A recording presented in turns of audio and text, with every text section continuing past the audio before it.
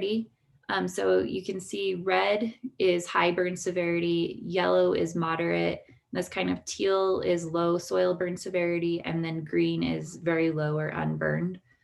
The majority of the burn area was classified as low to moderate, with a smaller portion of high burn severity around Willow Creek, the East Troublesome watershed, and then varying locations throughout the burn area. There are some caveats to this particular soil burn severity map, however.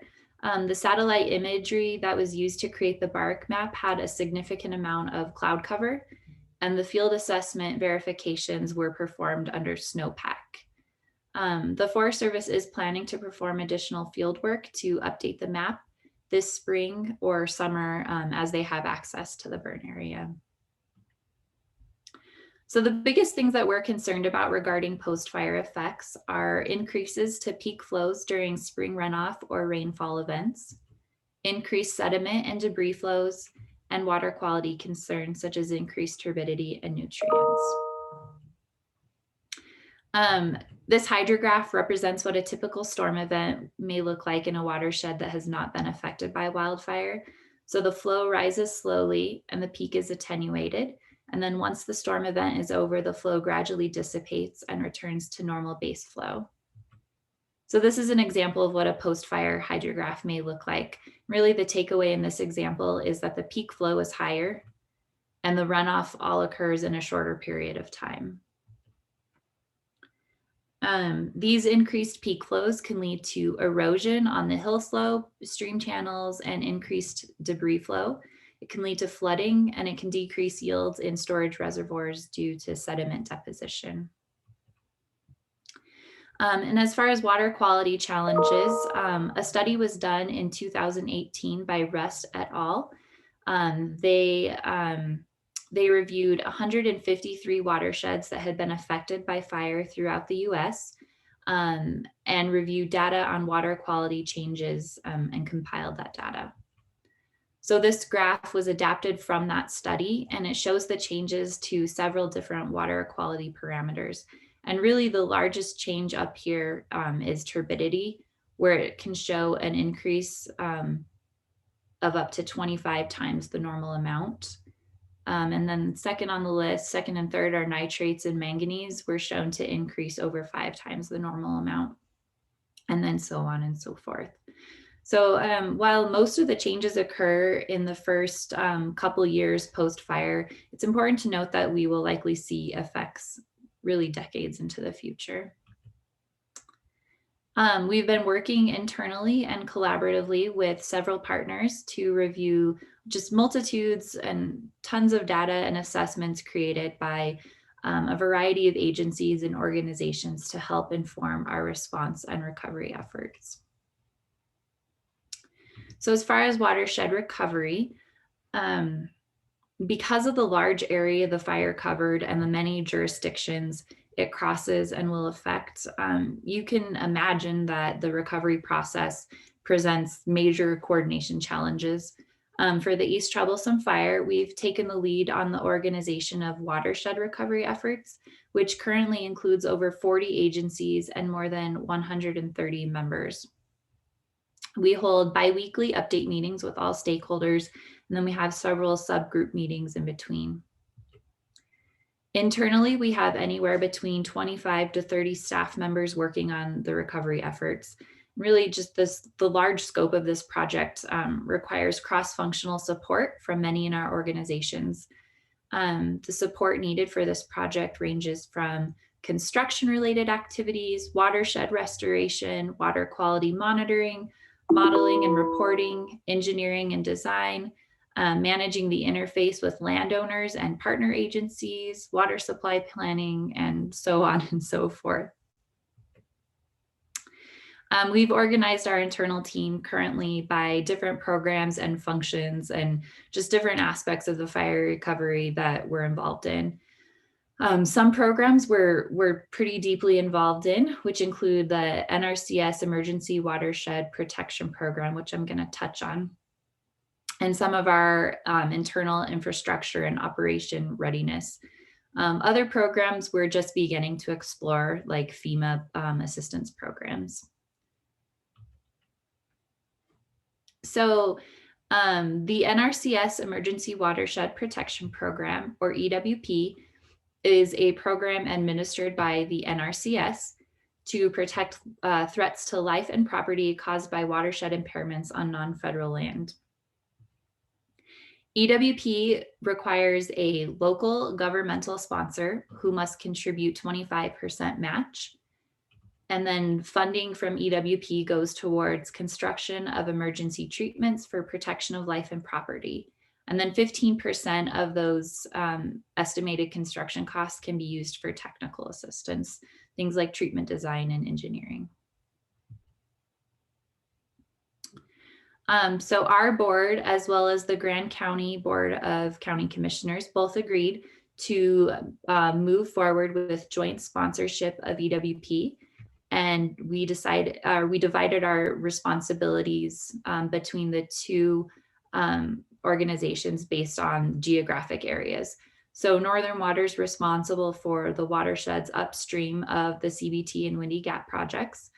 And then Grand County is responsible for the remainder of the burn area downstream.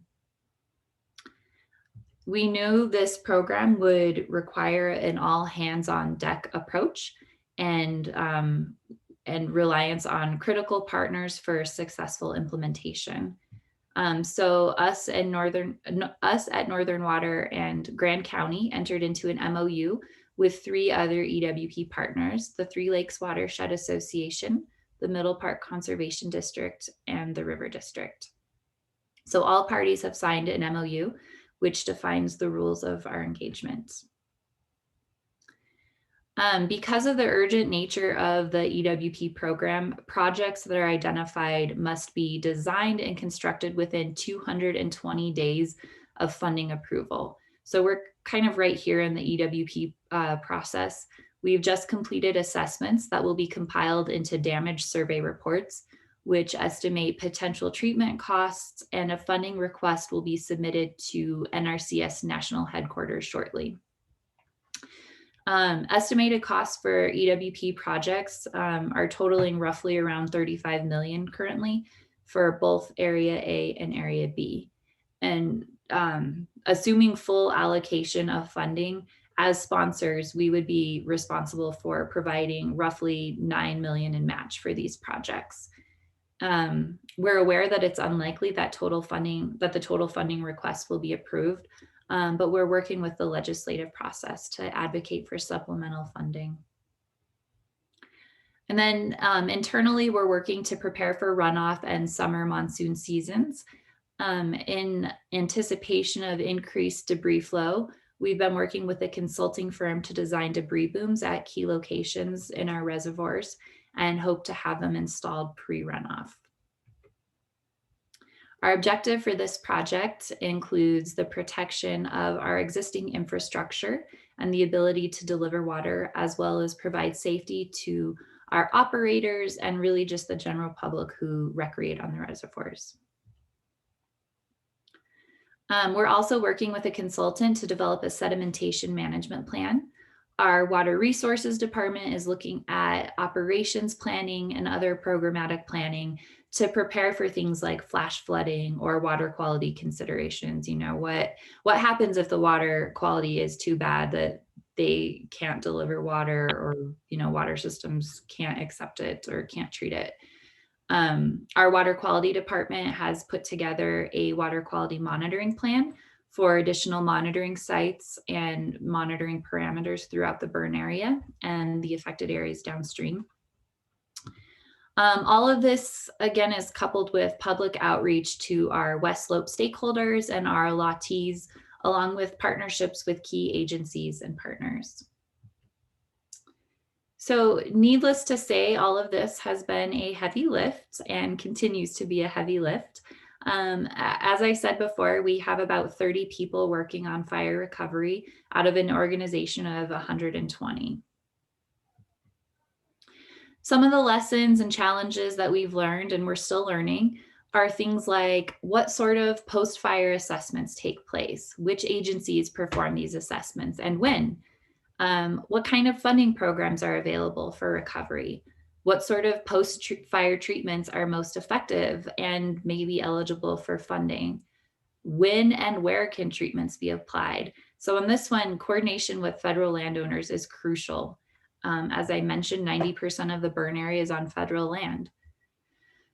Which stakeholders are critical to be involved with the fire recovery process? Who has the capacity and the will to lead recovery efforts? So some of the things that you may consider as you think about how your community or your organization would recover from devastating wildfire. Do you have an emergency plan in place? Do you know who your recovery partners are? I'd encourage you to have conversations early, maybe do scenario planning with your partners.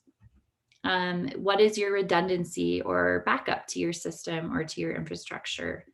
Do you know what sort of resources are available to you, either funding resources or expertise? Is there a nonprofit organization or other group in your area that would be willing to lead recovery efforts? Have you reached out to them? And also just know that you don't have to invent everything. Talk to communities, learn what they've done right and what their lessons learned were. We did that early on with some water systems like Denver Water and some other organizations who have been through this before. And then just, I can't stress this enough, how important partnerships are in the recovery process. It's a big undertaking to recover from a wildfire. We're ready. We're as ready as we're going to be, and we're willing to take it on.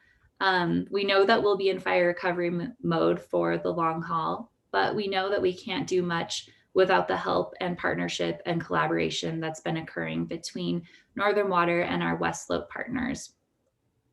If there's been a silver lining in all of this, it's really that it's made us realize the need and the necessity of collaboration.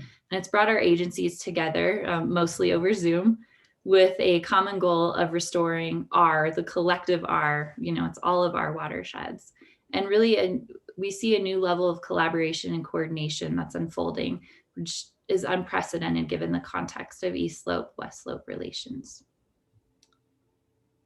So thank you very much for your time. I will turn it over to Chris or whoever else.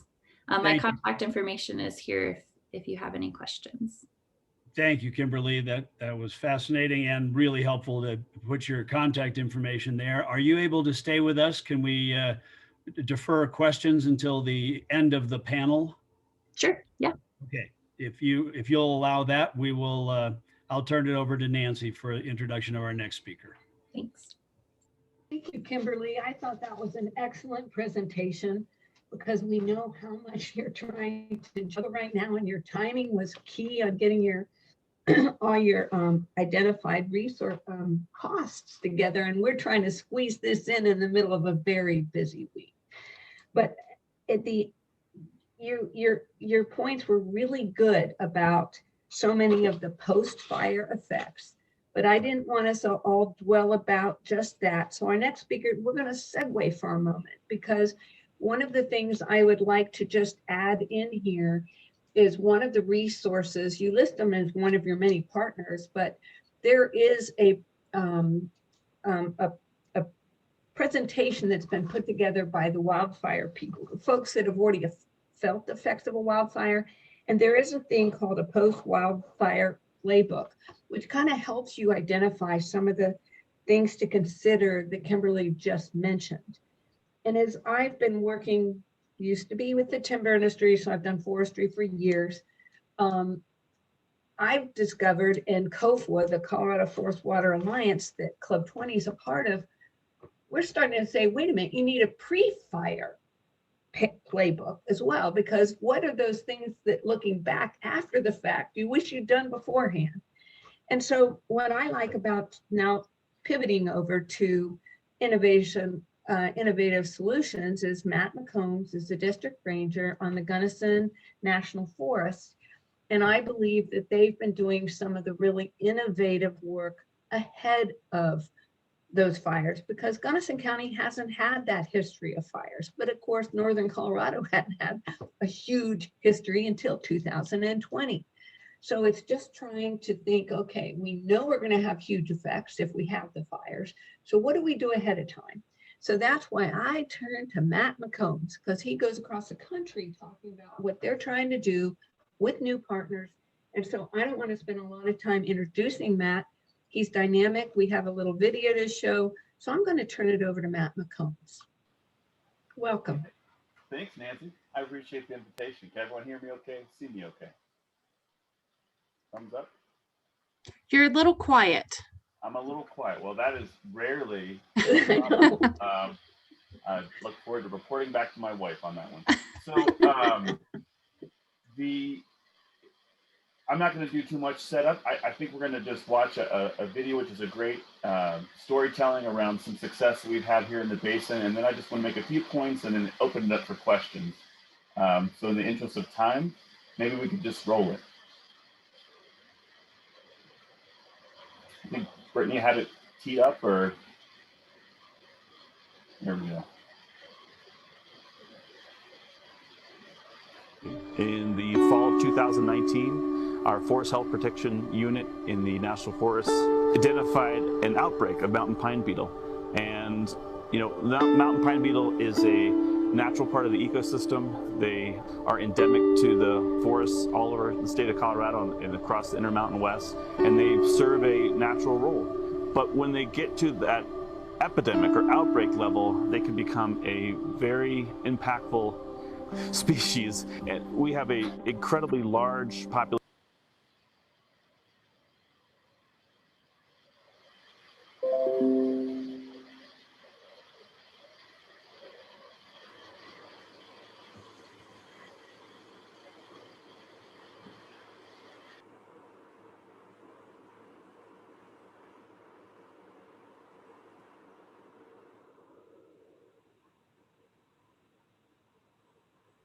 I think Brittany's computer might be frozen here.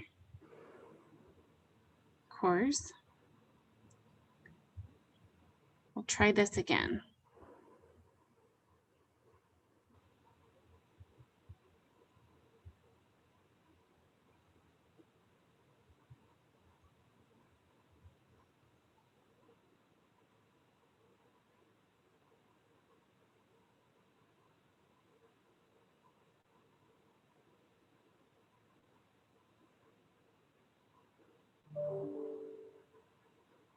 The story of the Wilder Project is really a story of everything working. In the fall of 2019, our Forest Health Protection Unit in the National Forest identified an outbreak of mountain pine beetle.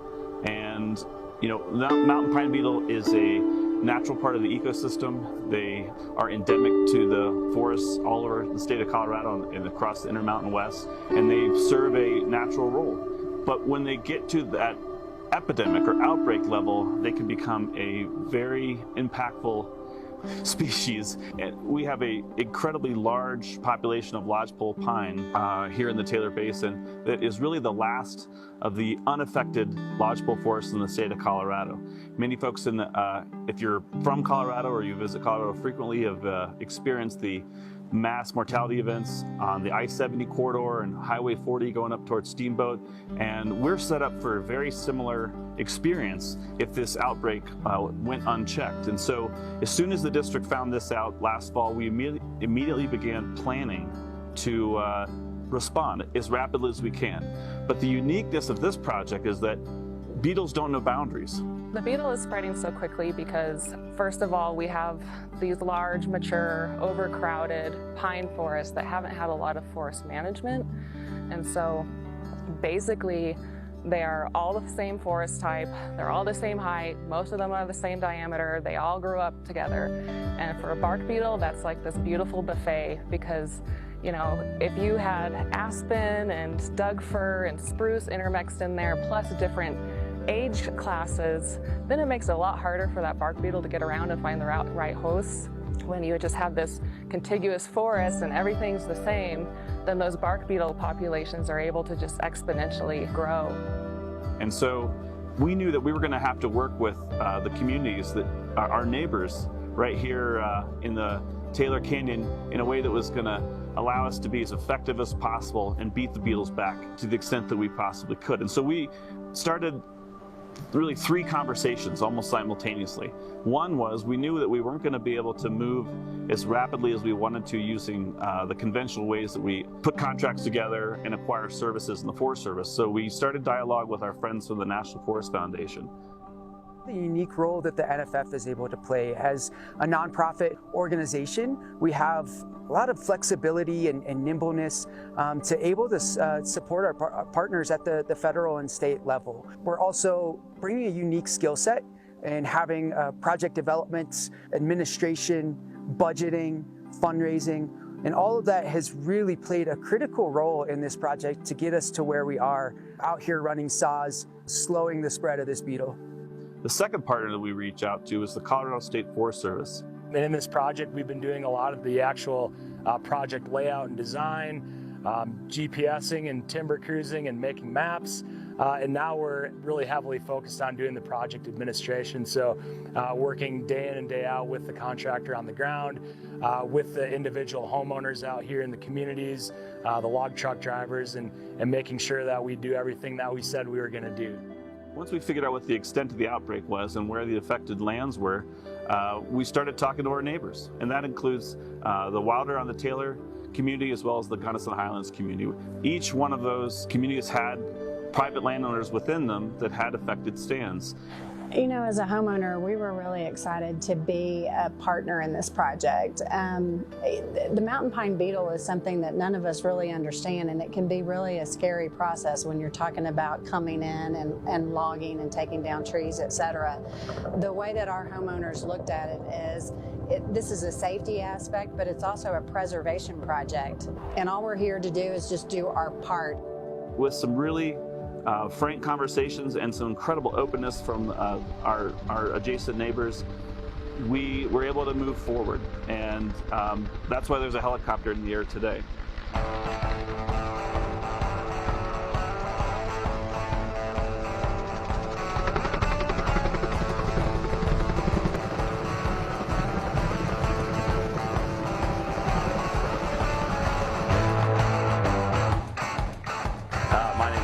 I'm with CRS Timber Product. We're here today doing some emergency mitigation work on some mountain pine beetle. So we're trying to do just a thinning and try to get all of the infected trees off the stand as possible. We're sitting on a large pocket of undisturbed lodgepole pine in this state. It's one of the last large stands of healthy lodgepole pine, and we're hopes of trying to stay ahead of the beetle problem so we don't lose our last green slopes. We're using the helicopter today to try to get to all that steep ground, try not to have the ground disturbance of ground-based activity. It's working pretty good today. We're trying to get about 450 trees off this 78-acre piece in hopes of trying to get this mitigated for this year and knock it down so maybe next year we can get it buttoned up.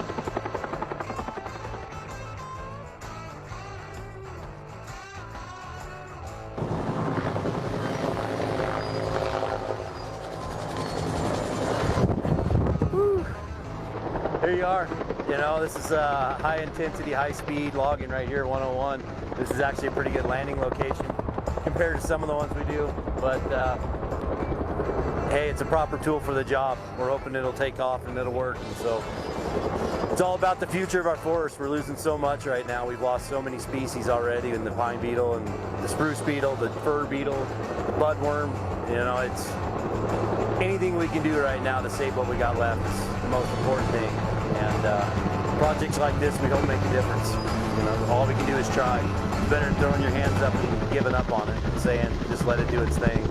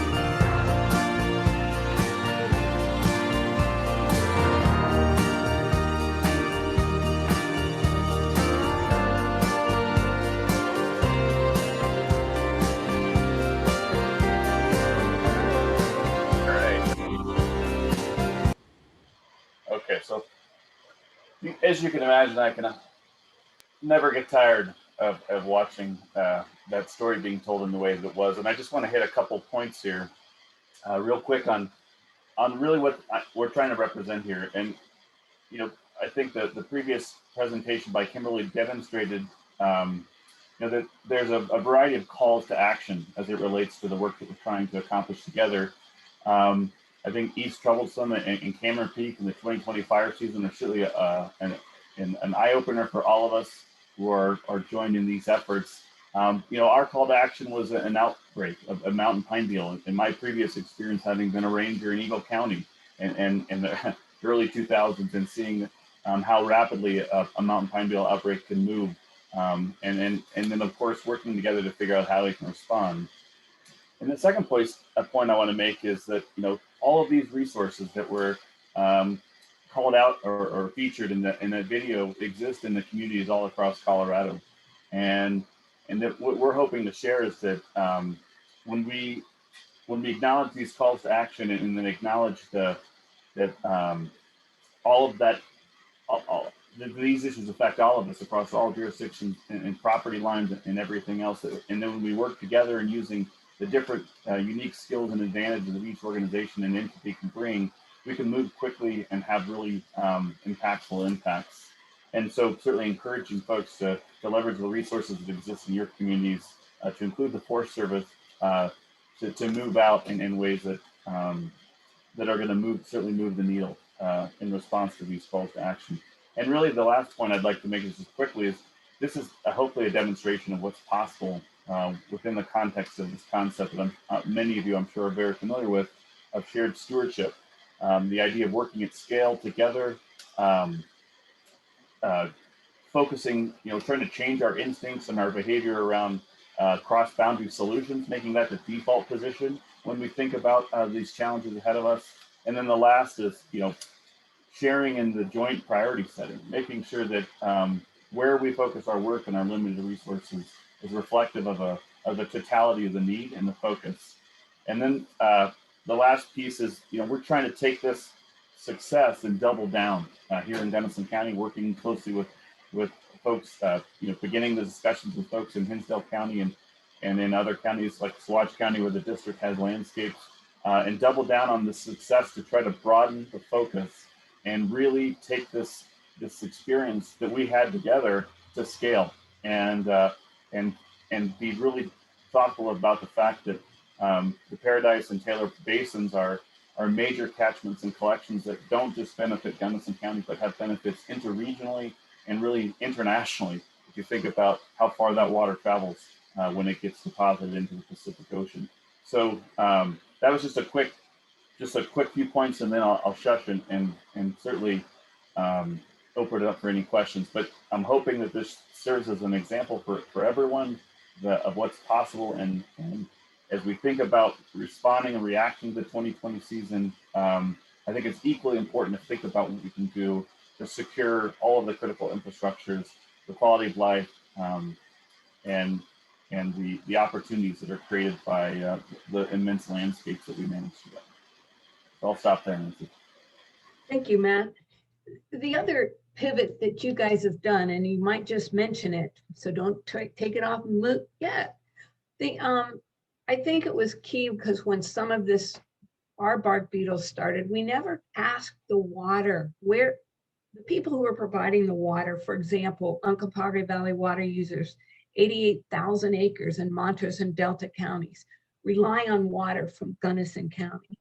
The city of Montrose, there's 7 different entities that rely on water from Gunnison County. And now you're pivoting, well, not pivoting, you've got a big other effort with NFF that is a grant that we got with the Northern Gunnison River District. So just mention how we never used to ask those water questions. We Right. looked at it as a timber issue. We looked at it as a fire issue, but we Right. forgot to ask the water question. So there's a conversation, thanks Nancy for that tee up. So there's a conversation literally happening right now. So I would be in this meeting if I wasn't in this meeting, between the State Forest Service, West Region Fire Council, Gunnison County, the U.S. Forest Service, and other vested interests like the Upper Gunnison Watershed Conservation District, where we are trying to think bigger. Like, so our CWPP here in Gunnison County was inked in 2011, and a lot of things have changed, and certainly understanding is changing. So we're starting those initial conversations with our local and state partners about broadening our vision. Now, all CWPPs, for the most part, talk about the environment and natural resources, but really we're trying to think about that watershed infrastructure as equally as important and as valuable as those hardened homes with dispensable space and those fire breaks and the fuels reduction and the habitat, but all the other things that where that focus has been, and trying to integrate watershed protection, acknowledging that forest management is a key tool in that, to try to broaden our focus and broaden the scale where we operate and how we operate, and try to create a situation where when we go to implementation, we're trying to be blind to property boundaries and blind to jurisdictions, and really focus on the most valuable assets. And here in the upper basin in the headwaters of the Gunnison River, watershed health and watershed protection and security is like I said, not just of a local, but it's a regional concern and ultimately national concern. Nancy and I like to joke about heading to Vegas and seeing if we can get the Southern Nevada Water Authority to pony up, but there's some science around, impoundment dependent streams versus, folks that are taking water right out of the river. And we're going to work that out over time, but regionalizing this question and this focus and trying to get to a shared stewardship approach, not just locally, but regionally and big dreams nationally. Thank you. Where are we on our agenda? Brittany, both Chris and I are challenged with the most current timing. No, I've got mine now. Good job. It finally appeared. We have Merritt up, and so if I can introduce Merritt very quickly. I think most people know Merritt well. We all work with Merritt on a variety of fronts for most of us. Commissioner Linke is the Grand County Commissioner. More importantly to this meeting, he is the president of Club 20 on the board.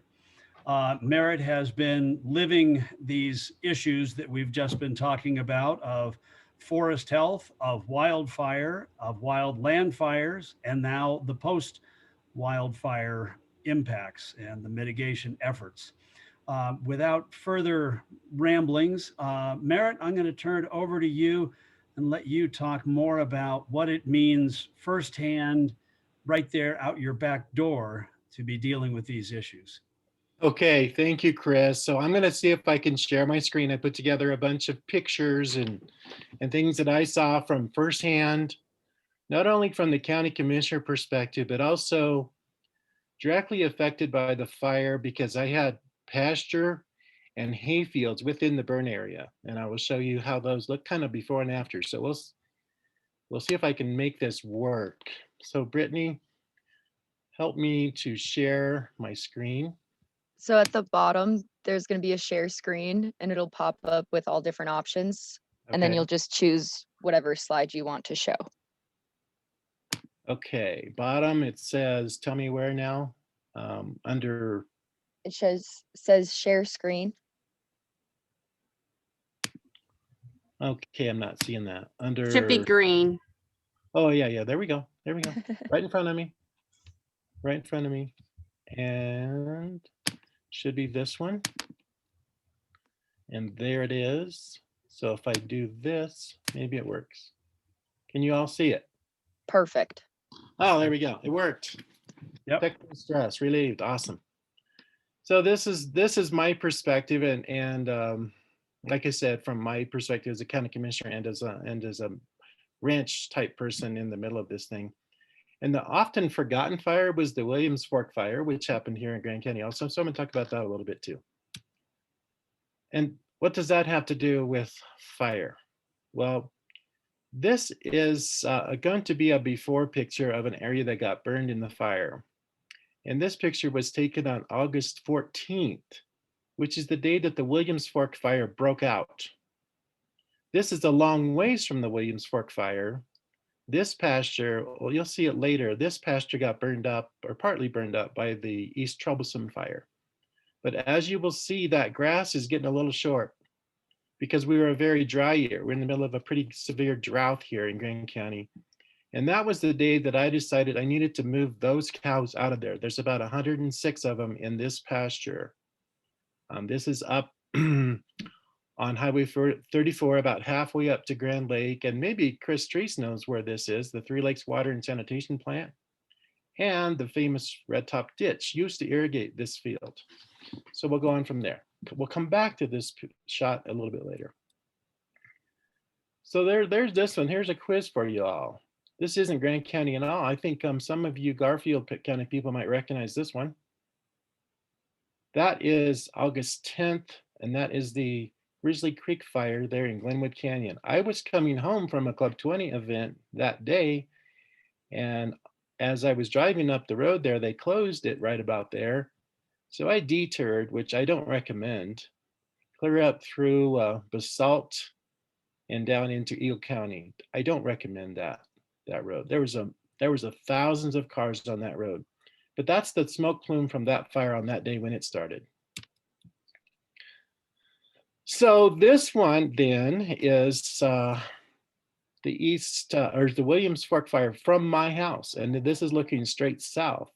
That's the smoke plume on the day that it started, which was August 14th. August 14th, about noon.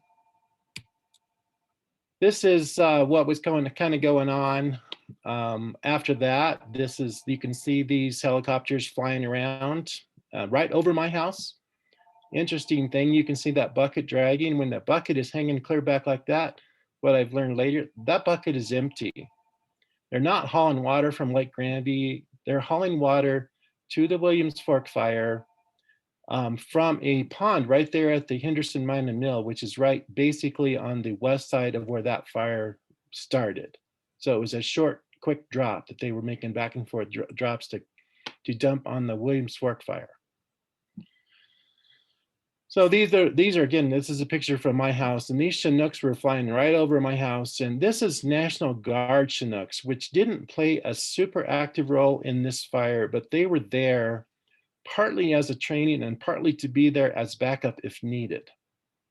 So these things were flying over my house kind of all day long and doing practice drops of water out on, this is actually where they're landing is the fence that you can see in between there is a hayfield that belongs to my neighbor, but it was very close to my house. Anyway, that was interesting to watch those guys. So this is a hayfield, and this is the famous Red Top Ditch, and I'm sure Chris Treese probably knows about this one. It was part of some pretty serious negotiations as these firming projects came into being. And this hayfield still has water rights. And I irrigate this. I've had this lease for 7-8 years, and it usually puts up about 80, good years, maybe 100 tons of hay. This year it put up about 60, quite short. So keep that in mind too, because there's going to be an after picture of this one. The water that you see in the background there is Lake Granby. So I'm looking straight east probably from this shot. This is that same hayfield, and it's just kind of a pretty shot, but that's kind of looking more north as, again, the same hayfield there. You can see that that drainage is still irrigated. And notice the kind of the soil condition of that hayfield. Summer and fall kind of continues on there. As you can see, it's very smoky. As Marty and I were talking a little bit earlier, our smoke, we were smoky all summer, and this is made for some pretty shots, but it's smoky. This is from my house. Summer events keep on. This is actually in Jackson County. They were kind of surrounded by fires too. This was a ranch rodeo pasture roping that was in North Park that I just attended to watch because my son-in-law is a part of that. This is the Cameron Peak fire, again, from my house. It blew up this day, October 7th. And as I understood it, this is looking straight north from my house, which is just south of Granby. Cameron Peak fire blew up that day. And as I understood it, it was a management thing that they did, kind of a backburn to try to control and manage that fire. So that's a big plume of smoke too from the Cameron Peak fire. So this one helped a bunch. October 11th, This is Berthoud Pass, just coming down into Grand County. And how this one helped a bunch was for the Williams Fork fire. And that really made a big difference on the management of that fire, because this Berthoud Pass is straight east of pretty much where the Williams Fork fire was. But that's one of our best firefighting tools that we have. If we could just control it a little better, it really works great. So this is East Troublesome Fire. This is the day that it broke out. As you guys heard earlier, October 14th, East Troublesome Fire started. And that evening, this is me heading down the highway because I got a call to help potentially evacuate some livestock. So this is actually a shot looking west from Granby, which, as you can see, it's just a little plume of smoke starting. Not too serious, right? But there was some concern about getting some livestock out. So I headed to the fairgrounds in Kremling, which is about 25 miles away from Granby, to help with evacuations if needed. This is the next day at Sealay's U Ranch, which maybe some of y'all know, but it's just straight north of Granby, about 5 miles. Okay, you can see how smoky this is. The story with this one is that every summer, you saw the red heifers in the first picture.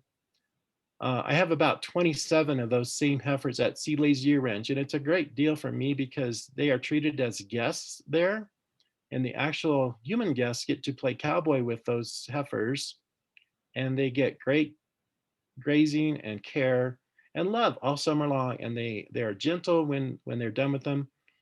And it was time for them to go out of there anyway, but just keep in mind that date, October 15th. And the fire at this point, although you can see it's very smoky, is still probably 20 miles away from Sealay's U at this point, straight west of here. This is actually looking west. As you can see, it's in the evening, and I'm loaded up and headed out with a gooseneck load of cattle. So this is, we were starting to get briefings, and this is what the East Troublesome Fire looks like on the briefing is on the 19th. I think these are usually always from the day before. And this is the guy from the Type 1 team. I think he's out of Washington. And you can see it's pretty small, and the black things there in the bottom are where they were doing some fire retardant, some dropping, and trying to get some control. But as you can see, that far left-hand side of that picture is kind of where that fire started. And then it grew in about 4 days to this size. It was growing pretty good. And as you can see, as was mentioned earlier, the green background on that is National Forest Service land. And then the private land is yellow, below the zigzags. This is the day that, excuse my language, that all hell broke loose. And this is from my house. This is a smoke plume from the East Troublesome Fire from my house. And it's a long ways away really at this point. But as you can see under that cloud, the sky just looked incredibly black. It was just like you were driving into night when you went through that smoke plume. And again, this still is quite a ways away from my house, but that's a lot of smoke. That's a lot of CO2 going into the atmosphere. That's a lot of 2x4s going into the atmosphere, which, well, that's another story. But those are my 2x4s that I needed for a project that I actually had to buy, and they stamped on the end of them, product of Canada. So that made me scratch my head quite a bit. That's that same smoke plume from in town, right in the middle of Granby. That same day, later in the afternoon. Granby was on pre-evac about that time, and some people, quite a few people did leave, but it wasn't a mandatory evacuation. That's right there at our post office in Granby Town Hall. And this is our sheriff, and as you can see, the map is a little bit different. We've grown quite a bit here in a few days. We do have some containment on the west side of the fire, but the wind is blowing east, so that's kind of the way the fire spread. The concern at this point probably was some of the properties, the private properties on the south side of that picture.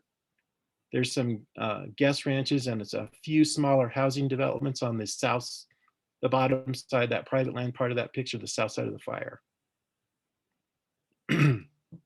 This is the October 24th tour that the fire people allowed us to, as county, as elected officials, to take. You can see the impressive damage that took place there and the winds that just were an incredible part of this fire. You can see that tree, the big tree laying right there in the foreground, is a live tree that broke off. And that was happening, but it's also, and I wish I didn't get to find a good shot of this, but there was one there's one shot where I saw 5 trees, live trees with huge, probably 10 or 12-foot whip balls lined up, standing up, leaning against a house. And I wish I would have got that shot because it was a great shot. But you can see not only were the broken or the dead trees blowing down, but the live trees were breaking off. Some of them, like you said, there you can see it 4 or 5 feet up from the base. But incredible winds. This is just a picture of a house, another subdivision, and we saw over and over pictures of metal roofs, which are supposed to not burn, which they don't. Metal roofs laying on top of concrete foundations and nothing in between. And that's just kind of a shot there. You can see the damage done to the fence and even the bottom of that power pole in that shot. That's going to be well, we'll talk about that later. Fencing for the ag people is going to be an issue for some of these fire recovery efforts. Another shot, you can see how these trees just blew down as this fire went through. This is kind of the ground zero. I think it was mentioned earlier, the Kawanichi Valley, in that area, Columbine Lake, Sunset Valley, that area, kind of the upper part, kind of west and north of the town of Grand Lake. Here's another map. As you can see, quite a bit different than the early ones you saw. This is pretty much the final part. Straight above, this is the fire guy from Washington. Straight above his head is where it jumped into Larimer County. You can see that gap there. That's actually across the Continental Divide. It jumped there. Some people described to me that this fire ember balls were, they said it described it looking like a UFO landing, 3 and 4 foot in diameter, and catching these things on fire as these winds carried it across the Continental Divide into the forests of Larimer County. So right above this fire chief's elbow there, straight north, is where that hayfield is that I was showing you earlier, right there to the west of Lake Granby, as you can see there, right there next to the bill of his cap. That's Lake Granby. And straight west of there, where that meets the fire, that's where that hayfield is that I was showing you guys earlier. So just keep that in mind. What he's pointing out here is a little bit of the containment that was going on with some of those black lines as they were working at with they had the big jets dropping the fire retardant and the water buckets and all kinds of machinery and equipment in here to fight that fire. This is the hayfield that I just was referring to a minute ago. This is the after. And this is an interesting shot that Chris Treese and Marty might be familiar with. That tree right in the middle is basically where the red top ditch ends. This hayfield, there's a 3-way water diversion there. This hayfield still has water rights, and that's where the actual head gates that go down to the rest of the Red Top Valley and into the property that Northern owns there, that's above or below Windy Gap Reservoir that goes down into the Colorado drainage. This hayfield is kind of a split of drainage. The natural drainage from this hayfield drains down into Lake Granby, and just over the hill to the left of this photo, it would drain down into Willow Creek. So there's a 3-way head gate right about where that tree is, where the water rights for this field still exist, and I irrigate this field and have for it still does. But the other head gates are actually cemented shut that goes down the High Line ditch and the Red Top Valley ditch down to the other properties. Where those cows were is further west of this shot. This is what the ground looked like in that hayfield. So I'm concerned for sure if this is going to recover. I don't think this one sterilized the soil like it did in some spots, but it certainly burned it pretty darn close. It went through this fast. Yes, the fuels were removed because I already took the hay off of this, and it went through this incredibly fast because it's kind of a natural funnel for the wind. So it blew through there. And didn't probably get as hot as it did in some places because of the lack of fuel. Okay, this one is this one might be a video. Right? If this plays, that'd be great. This is the same pasture where those cows were just a little at the very first slide. So I'm going to see if this actually plays. So this will be amazing technological breakthrough if this works. So here we go. And that's a fire line that was cut in there by a dozer. And this, I believe, is on November 17th. So it's quite a bit later. But that is that pasture where those cows were. And the interesting point that I want to make on this one is that fire did not cross that pasture at any point. And it wasn't because of the fire line, it was because the fuels were gone. And that's kind of the sort of the blessing in disguise, because I told you I made that decision to evacuate or not evacuate, because we weren't even talking about evacuating then, but I moved those cows out because they were out of feed. And I moved them out on Labor Day this year. I rounded up a crew and we moved that 106 head to a pasture clear down by Fraser, which at the time I didn't know was the smartest idea either, because that was still in pre-vac for the Williams Fork fire. But I did have to get them out of here because they were out of feed to eat. And I put them in a hayfield that I decided, made the decision not to hay this year because the drought was so bad that under evaluation, it was another hayfield up by Fraser. And in 19, it put up 106 tons of hay.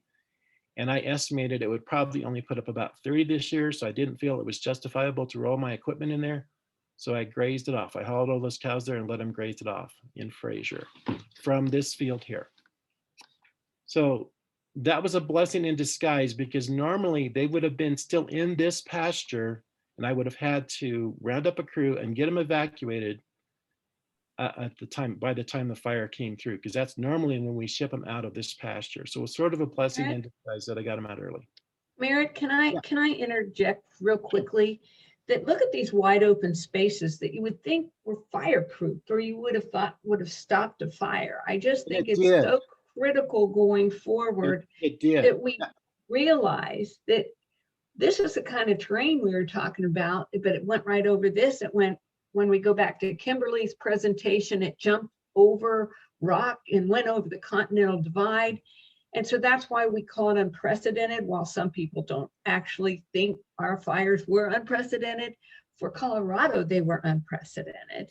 But as you're looking at all those diversions and you say, this is this ditch and this headline goes into Willow Creek, and we know from Kimberly's Willow Creek was important. Cindy wrote a question: did your CWPPs identify what pre-fire, what areas needed to be protected? And that's a really good question. I think, and I haven't studied our CPP as good as I probably should have. And I think that a lot of that stuff got thrown out the window because of the unprecedented behavior from this fire. So back to Nancy's point, that's a great point. The fire did not cross this pasture at all. This is looking straight, this shot right here is looking straight downhill. If I were to pour a bucket of water here, it would drain down into Willow Creek. And straight to the left-hand side is a small division, and that is that other hayfield over there. And it drains into Lake Granby, which ends up in the same place as part of the Colorado drainage. But it is different in terms of how the ditches are managed. This particular field here, I've had this lease for like 15 years. And back in the day when the red top ditch was still functioning, I used to get about 300 tons of hay off of this field. So it's a good hay field, and when it dried up, I can graze about 100 head of cattle on there. So that's the difference. But it did result in the fuel removal, and the fire did not cross this pasture. On the right-hand side of this picture is it kind of downhill from there, which would be straight south from where I'm standing, is the corrals on the property that Northern owns, where Chuck Alexander lives. And those corrals did burn up. So it's a good thing I got the cows out when I did, because it would have been a little tougher to get them out at this point with no corrals. So here we are back to fire recovery. All these things, and this is an acronym page, and we've got this emergency watershed protection. We're working on all these things in FIP. An interesting thing is that Grant County did not have a flood insurance program. We just now adopted here a couple of weeks ago, which they're assuring us that it still works, and it allows homeowners to buy flood insurance because our concern is the flood after fire.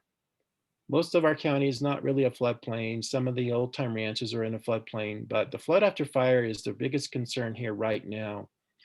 And it's kind of an after the fact thing that we were able to do. There was certainly some pros and cons, and some of the cons where it does require probably Grand County to hire an additional full-time equivalent FTE to help to administer any new regulations that are associated with the flood insurance program. Of course, FEMA, yes, go ahead. Sorry to interrupt. This is Chris. Yeah. Can you help us stay on time? Can you wrap this Yep. up in about 3 minutes? I will wrap it up. I have one more slide. So this is just Okay, some of the great. partnerships that we're doing with. I appreciate it. Yeah. I was, and I did want to mention that Sun Valley Homeowners Group has been a very active group right in the kind of ground zero of the fire, the worst damage. And they've been on calls every other week to share info and to get us questions, and we share info back. I just want to point out all the partnerships, which you can see there. And I think it was mentioned earlier. Some of the concerns are what's going to happen with grazing and pasture and all the downstream users, as Nancy, I think, mentioned, there's 40 some different entities downstream. The CWPP, how does that fit going forward? This is my last slide. Did we learn anything from this? Are we going to do some forest management? What kind of mitigation are we going to do? And I think it's really brought to the forefront, and I think it's been mentioned in this meeting so far, is what to do about watersheds and forest health and how all these things are interconnected, and the downstream users. So that's very important as we go forward. So that's really all I have. And if there's any questions, I'd be happy to take them. That's perfect. Thank you, Merritt. I appreciate it. And I apologize for rushing you at the end, especially. No worries. The resources. I never know how long I'm going to rattle on with these things. So it's good to have a reminder. The resources and partnership slide is particularly important. Kimberly and Matt both had those, and that's very helpful. If in case anybody didn't see it in the chat, Matt had to leave us, but he did leave us his contact information. If you have questions for him, and again, if you have questions for this panel, we'll be able to take a few, put them in the chat or raise your hand. We'll try to watch that. And there's a ton in the chat. Yeah, when many have been answered. Okay. So that's been helpful. So please, everyone read, the questions are good, the answers are valuable. So be sure to read the chat at the bottom of your screen.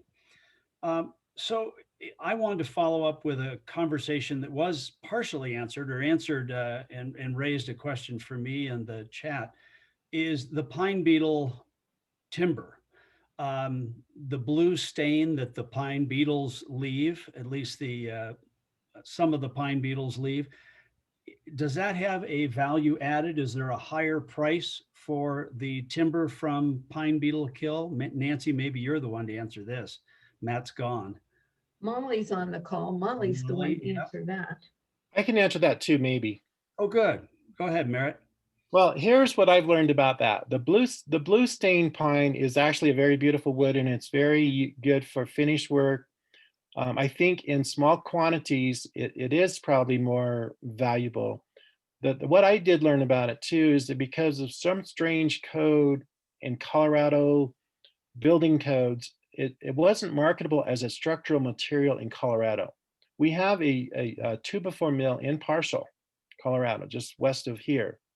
And that's all they do is make 2x4s for building. Their primary market was Texas. They weren't, for some reason, for a long time, they were not able to sell them in Colorado for some building code engineering thing that said that they weren't structurally sound. But the engineers that I've talked to is they are. Now, I believe that has been changed, and now we're actually able to sell them. Some of our stores are selling those 2x4s locally.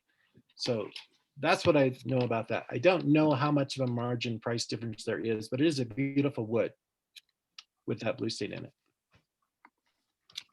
All right, thank you. And then Marty Whitmore had a good question.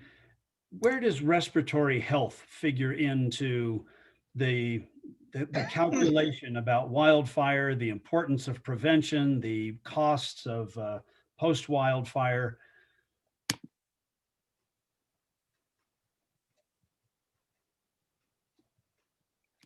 This is Kimberly. I would say really it's just I would consider one other piece of the argument for why pre-fire mitigation is important, because of all these after effects that you deal with, or not after effects, but the air quality that you deal with during a fire.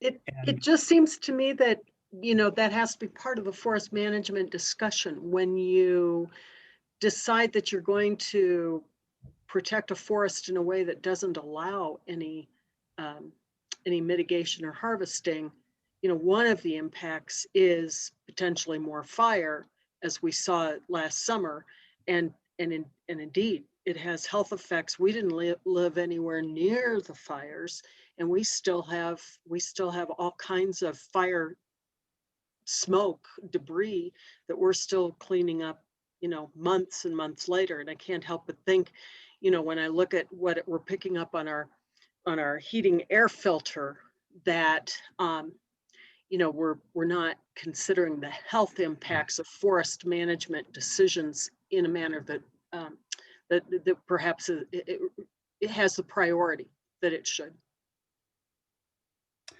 And just as Marty, hold that thought when we do the resolution, because maybe we didn't cover that in our resolution as we're talking about water. I mean, we should make sure that that's integrated when we get to the resolution at the end. And I would just like to add, I think Molly dropped off the call, but I do know that structurally, and Gary Moyer answered, thank you, Gary. Molly's and there. He mentioned that it is a structural integrity, blue stain wood does.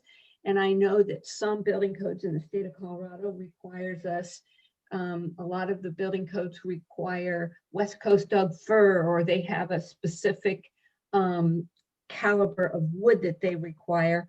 But we overcame that back when we were doing the lodgepole harvesting 10, 15 years ago, because we used 2x6s. Now, partial, one mill can do 2x4s.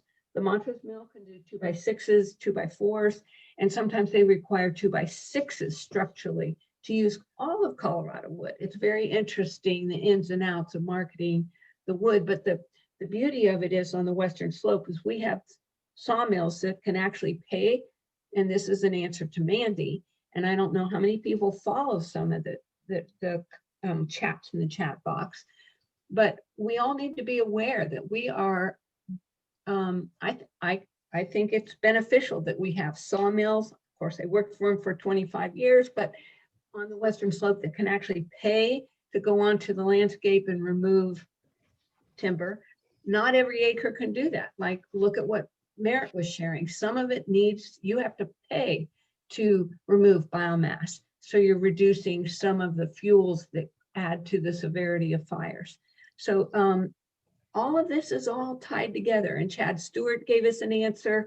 And again, it's more of blue stain wood. He's saying is more of a boutique thing, but Montrose County turns some of it into a commercial project out on log trucks.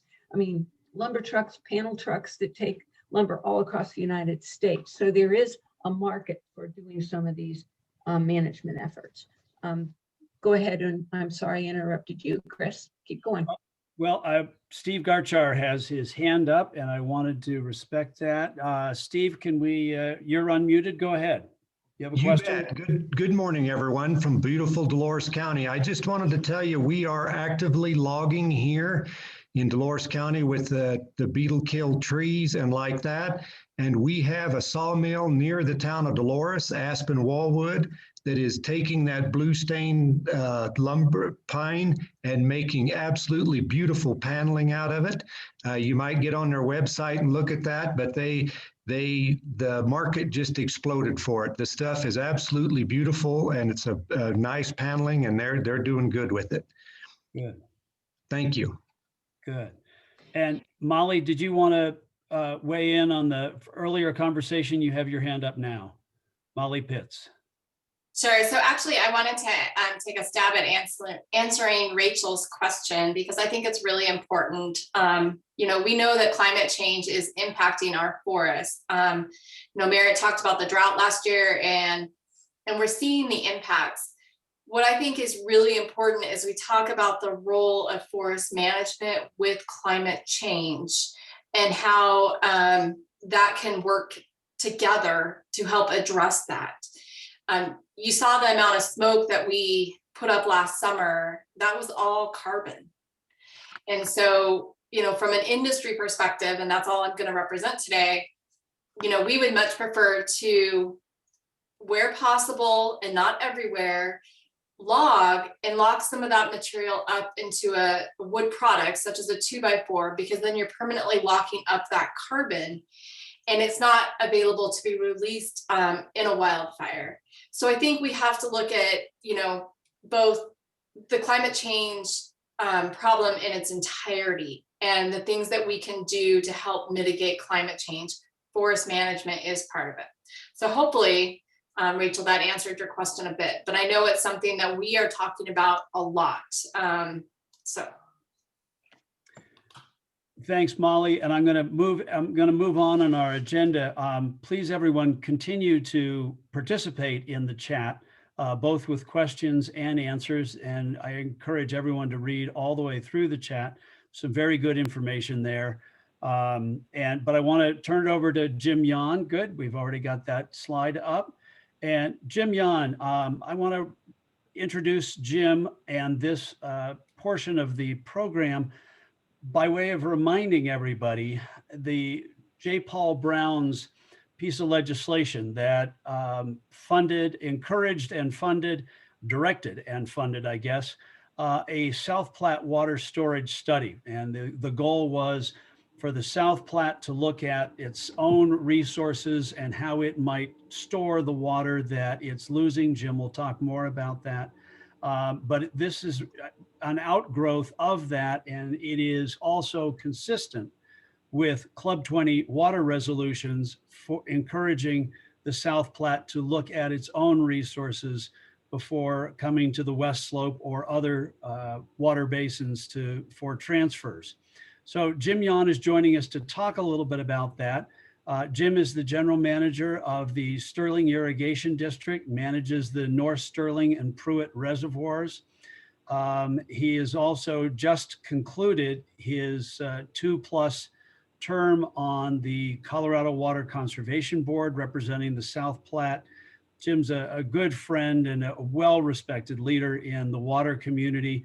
And one of the questions I'm going to pose to Jim now is how in the world they came up with this horrible acronym of SPROG, which he will define and describe for you. Jim, I'll turn it over to you. All right, thanks, Chris. And I'm excited to be here. Before I get to the SPROG acronym, I just wanted to welcome you. You know, you had all this forest talk, and so I wanted to welcome you to the land of no trees. So Jim, welcome. I'm sorry to interrupt you. Can you get a little closer or turn up your volume? You're a little quiet also. You and Matt seem to have a similar sound system. Oh no. Can you hear me now? That's better. Thank you. Better. Okay, I'll talk louder. I don't know what's going on. So anyway, I just wanted to welcome you to, with all your forest talk, I just wanted to welcome you out to the land of no trees. We do have forests up in the upper part of the South Platte, but out here on the plains, we have very little in the way of trees except along the river corridor. So, but I'm excited to be here. You know, Chris has invited me before, and I would rather do it in person. I like to do things in person, but this works. I don't have to drive near as far, so I appreciate letting me be part of your time here. So I just wanted to touch a little bit on what Chris was talking about. Of course, J. Paul Brown had a storage study, and we even talked about some of this storage before he introduced that bill. And there were several of us. There were Denver Water, Aurora Water, Northern Colorado Water Conservancy District, Left Hand and St. Vrain Water Conservancy District, and then out here on the plains, Lower South Platte Water Conservancy District, and myself with the North Sterling and Pruitt reservoirs. We've been talking for quite some time, and we formed a little group just to start discussing this, and it was called SPROG, and that's the South Platte Regional Opportunities Working Group. So that's how you come up with Sprague. Not, we're mostly engineers, so we're not very creative, but we've changed that now. It's no longer the working group. We call it the water group. So that's what we're hoping to do is create some additional water supply for our area. I've been on the Interbasin Compact Committee for some time, been on the CWCB, actually just a term and a half, but and I just concluded that, as Chris said.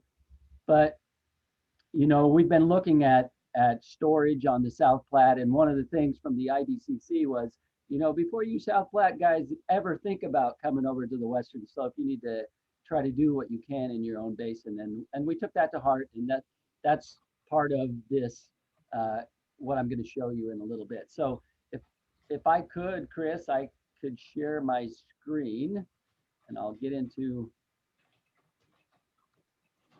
You should have that permission. If okay, just go to the bottom of your screen and hit share screen.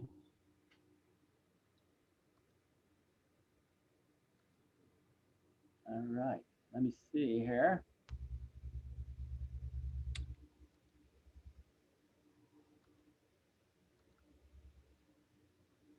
Can you see that? Yeah.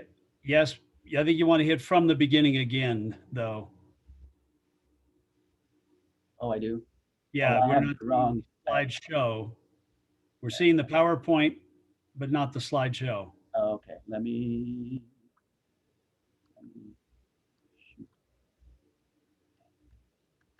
I shared the wrong screen. I have two screens. So you can just stop share and then reshare. Okay. Here, I'll stop your sharing, and then now you can just reshare. Okay.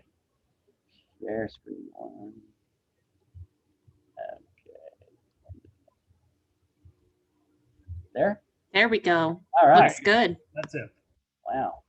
All right. So in order for you all to understand a little bit more about the storage, I just thought I'd touch a little bit on the history. And I know within Colorado, our rivers are similar, but there are quite a few differences. And on the South Platte, it's a little bit different. So I just wanted to share a little bit of history, just a couple of slides. And so this is from some of our first explorers in the area and some of their statements. So Zebulon Pike, Pike's Peak, of course, is named after that.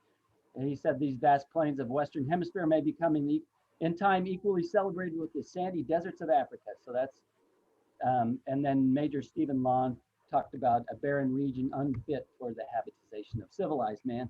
And so I guess that makes me in the sandy desert and uncivilized man, because that's where I live. And then what I wanted to explain a little bit, I know all rivers in Colorado depend somewhat on return flows, but on the eastern slope, that's probably even magnified. So some of the things that went on early is most of the irrigation was developed along the front range of Colorado, because that's where the mining was, that was where they needed food right away. But there wasn't a lot of water downstream. And then as water developed from return flows, people along the river started developing irrigation. So you can see some of our decrees, not as old as some on the west slope or southern Colorado, but our decrees early 1860s along the front range, and then we get into the 1860s and 1870s, kind of along the Denver to Greeley corridor, and then the early 1880s in the Morgan County area, and then down in my area, I'm clear down in the Sterling area in Logan County. It was around the 1880s and 1890s, and that's just because there wasn't a lot of water down in this area to begin with. This is from Delph Carpenter, who helped develop a lot of Colorado's river compacts, and one of them was the South Platte River Compact with Nebraska. And of course, he said, the flow in the South Platte was excessive in May and June, and that was from snow melt. But then in the summertime, it would dry up all the way to Fort Morgan. So if I back up one slide, here's Fort Morgan is right here in the center of the South Platte. So you still had 110 or 120 miles of stream that was dry completely in the summertime before irrigated agriculture. So once we started irrigating and putting some water in reservoirs and such, it became a constant supply. We have this river of returns. And just for instance, this year we filled our 70, North Sterling is 74,000 acre foot reservoir, and Pruitt is a 28,000 acre foot reservoir. We filled almost all of that with return flows this year because the reservoir is upstream, and we're taking water ahead of us. They had senior decrease to us. So, but the flow is increasing, and it was sufficient to care for Nebraska. Now this and development of both states is what he stated. This kind of changed with the introduction of wells, but I'm not going to get into all of that. They dried up the river some, and now we're recharging and augmenting those wells, so our river is back to where it was historically. And the other thing to keep in mind is the compact with Nebraska is from April 1st to October 15th, and it's 120 cubic feet per second at the state line on an 1897 water right. So if you have any water right senior to 1897, you can run even if Nebraska has no water. If it's junior, you're called out, and all the wells are junior, so they must replace whenever that compact is on. So we get into more present day here, and we, of course, on the South Platte are looking at exponential growth along the Front Range, and so more supply is needed. And these are, of course, the different colors are the different scenarios that were looked at in the Colorado Water Plan, and no matter how you slice it, the South Platte is kind of the target of a lot of growth and a lot of need for supply of water. And I won't get into those, but there's a large gap, no matter how you look at it, for municipal, or agriculture, environment, and recreation. It's all there. And then I just thought I'd touch on this is what J. Paul Brown looked at when the storage study. He saw, well, there's water going out of the state at the state line, so why don't we look at storage for that? Even before that bill, we've looked at storage historically a long time, and of course we have pinpointed several places for storage, but it helped. His bill helped compile all that in one place and really focused us on some storage sites. So you can see here, we do have water that goes out of the state. The average annual in excess of the compact is 397,000 acre feet. But you can see in the graph, in the 2000s, there wasn't hardly anything that went out of the state. So this is all, dependent on the climate and things that are going on at the time. But you can see in 2015, we had a bunch. So, but the problem with a lot of this is it comes downstream where a river of return flows. So it comes downstream of where a municipality on the Front Range can grab it. So it comes back in our area, and we don't have enough storage in our area to grab it. So that's the kind of what we're dealing with here. And then of course, a lot of this comes in big flushes, and aside from putting a dam right on the river, on the South Platte River, we can't catch all that because it comes in large. Sometimes we just have to close our diversion structures because the water is too high for us to even to deal with. So we're looking at how do we handle that? How can we get the most out of it? How can we create some beneficial use?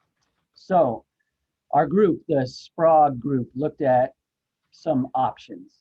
And one of the options that rose to the top was called our Balzac first option. And Balzac is just a gauge along the river. So it's a stream gauge right here, right in our area where North Sterling and Pruitt divert right near Balzac.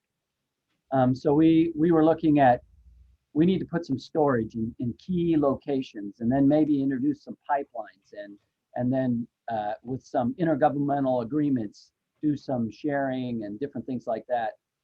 Some in the SPROG group looked at us as a group, as a whole, that we are going to do this together and we're going to file for water rights.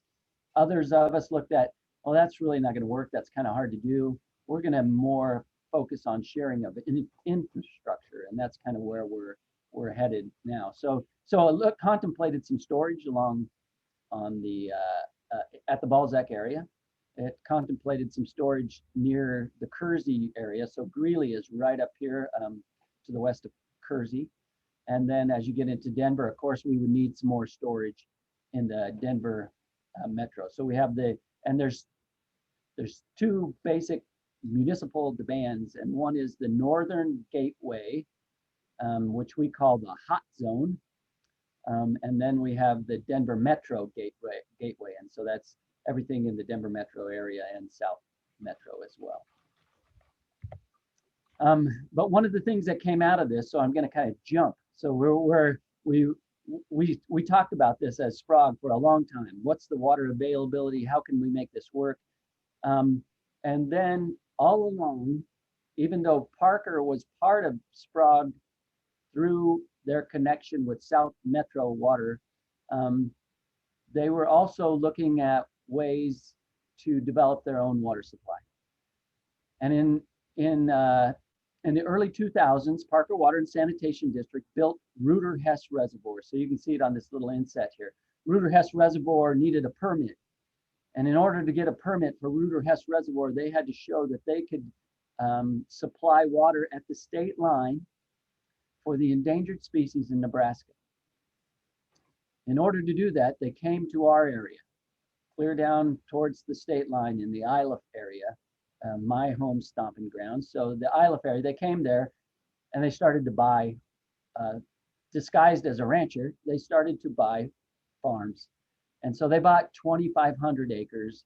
They had a press conference at our hotel, the Ramada Inn, and they said, well, we're not really a rancher with investors. We are Parker Water and Sanitation District. So since that time, they've had this land out there. But in the meantime, they got their permit, built their reservoir. The 3 states of Colorado, Nebraska, and Wyoming, along with the federal government, signed the 3 states agreement, which helps recover endangered species in Nebraska.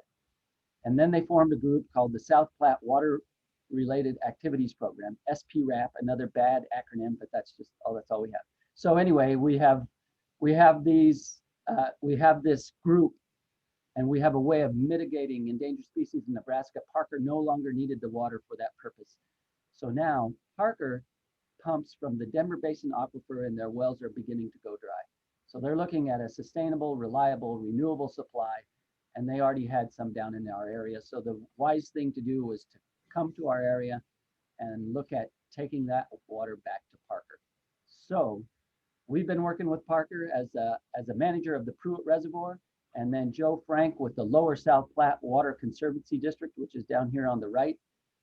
All of us have been talking about how can we make this project beneficial for both agriculture and for Parker, and not dry up agriculture like we've seen in the southeast part of Colorado, when Aurora and Colorado Springs and some of those have come and taken that water out of the area. So that's what we wanted to stay away from, and Parker's been very good at coming to the table and willing to put guidelines on everything that we do. So this kind of rose out of SPROG, and Joe and I, because we were on SPROG, kind of forced Parker into thinking SPROG-like. So anyway, this is the project kind of in a nutshell real quickly. It uses the Pruitt Reservoir as the hub. And in the SPROG analogy, we would call this the Balzac first storage. So there are some farmers that own water in the Pruitt Reservoir right in this Aquifer area, along with Parker Water and Sanitation District. They own water down here. I said, how about if you build a little bit of storage? It doesn't have to be a big one, about 6,000 acre feet in the Aquifer area. You deliver our farmers water that is sitting in the Pruitt Reservoir to our farmers in the Aquifer area out of this reservoir, and you trade it up to Pruitt. That means you don't have to build a 50-mile pipeline from Aquifer to Pruitt, and you can pump it right out of Pruitt Reservoir. So they thought that's a good idea, and that's a win-win because we have better delivery for our farmers in Aquifer. Parker gets their water in Pruitt, and they can take it through a pipeline to Parker up to Reuter-Hess Reservoir. That's phase 1 of the project. Phase 2 would be to build this big Balzac storage, which is Fremont Butte Reservoir, kind of south and east of Pruitt Reservoir, and we would pump it up there to store water to help increase the yield of the project. So in 2019, Lower South Platte and Parker filed for a water right at the Pruitt Inlet Canal and then down in the Aquifer area. So it's an Aquifer reservoir for 6,500 acre feet. It's using part of trading that water and using part of the Pruitt Reservoir as a forebay. We could take up to 1,000 CFS off the river, but of course, with a small forebay in the Pruitt, it won't take very long to fill that up. So we also have a 72,000 acre foot reservoir that called the Fremont Butte Reservoir, which I showed you, and it would be pumped up there. And preliminarily, we're looking at 250 CFS pumped up there. So there is water available, and Pruitt, even though we contemplated being part of the water rights filing, we figured we could get anything we needed out of a contract. So we're just working with Parker and Lower to do that. We filed for irrigation, augmentation, municipal, all the regular uses. And Parker gets it for municipal use. Lower South Platte gets some for its constituency and its in the Morgan, Logan, Sedgwick, and Washington counties. And then Pruitt landowners, all we're giving up is some of our available infrastructure space. We're really not giving up anything, and we even get better delivery to our farmers in the Iliff area. But mainly, this is all without buy and dry. So here's another schematic, a little more closer. So there's a couple of river ditches that would take water into the Iliff area reservoir. We would trade that water up to Pruitt. Parker and Lower could take some water up this way. Lower for recharge of the aquifer.